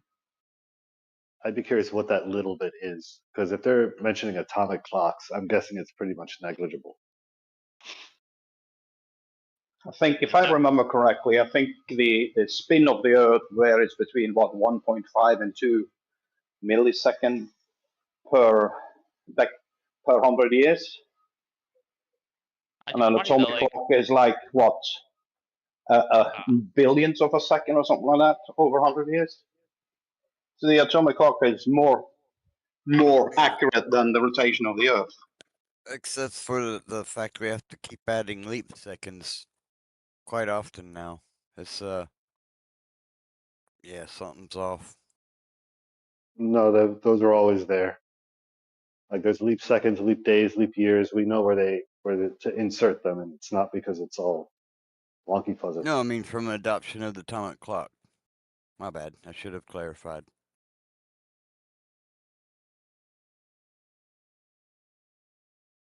Well, that I didn't know. That's true.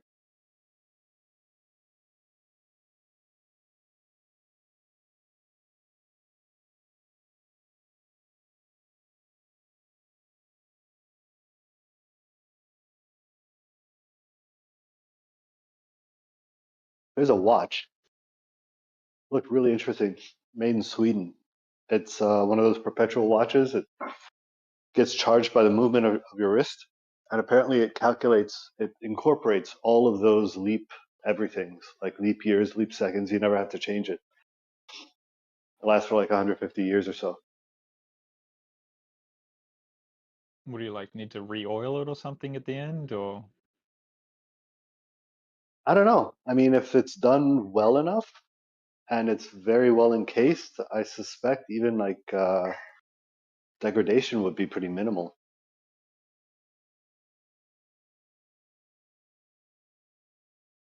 I want to watch what it's made of. I want to watch that's an Antikytherian mechanism. Can we get the Antikythera watches kicking?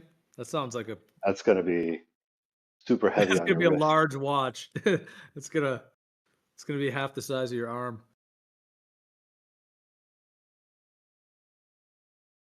Or how about a portable Antikytherium device? Well, mine has the lunar phases on it. Yeah, there's some pretty cool watches. Well, mine's digital, so it's just the watch face. But they stopped making it, so I'm glad I downloaded it when I did. What do you reckon the ultimate flat Earth watch would be? The Antikythera mechanism, or I don't know, would it be just like a sundial that you just put on your wrist? There are sundial watches; those do exist. Yeah. Maybe an astrolabe watch, maybe a sextant. Would be a bit of a problem north of the Arctic Circle during winter, though, since you don't see the sun. So what is that like? So of the potential buyers, we've cut out maybe 0.5% of people that live in these regions.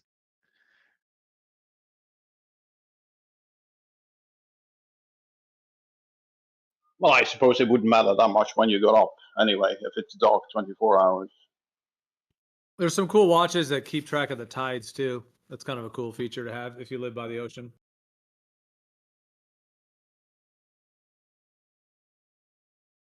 Would that be as simple as like having one that's connected with the lunar phases as Manny has, or not? I think it's a bit more advanced than that, as the tides change by weather as well. If we got like strong westerly wind pushing water towards the shore, at the same time you have a high tide, you get an extra high tide. What? Yes, I mean, we got king tides, and I don't know what the opposite of a king tide is, but I really can't imagine wind would do that much of an effect. Maybe in certain locations. If the globe model's correct, during a solar eclipse would be the biggest tide, or the biggest water flow.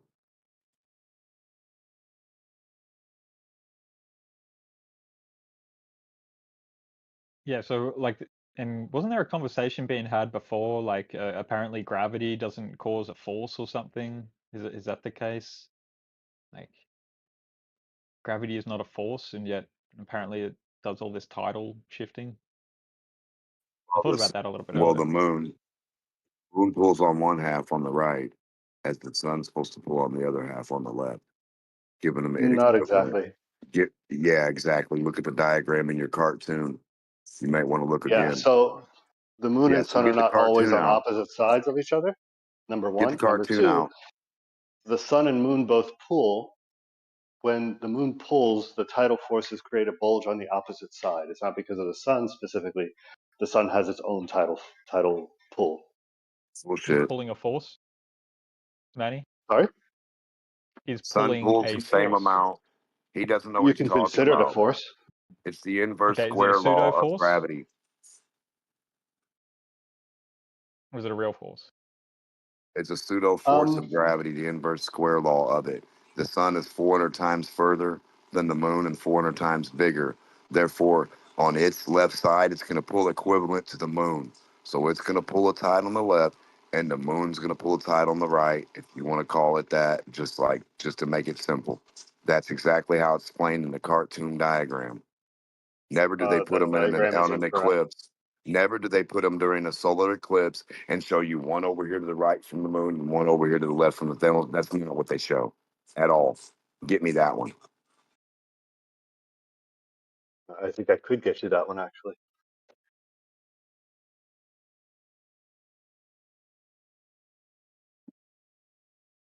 What the fuck is going on? I don't know, but like you As got far as vast gravity being a regions of force, the Earth that don't have any tides on them, apparently. Like, what's going on? I mean, depends how you figure it. Technically, the tides are everywhere, but Figure what? like what you consider part of the tide or not the tide. The nature of a It gets more tide is that complicated than that. Even. What the is? ocean level goes up and down, and in some places on the Earth, it doesn't go up and down. Can you demonstrate that with some kind of ball physics, some sort? Like, how does that even make sense? Sure. So this video explains it pretty well, if anyone actually cares. Water There you moving go. while water in the water is sitting still. I'd love to see this video. Where's it at?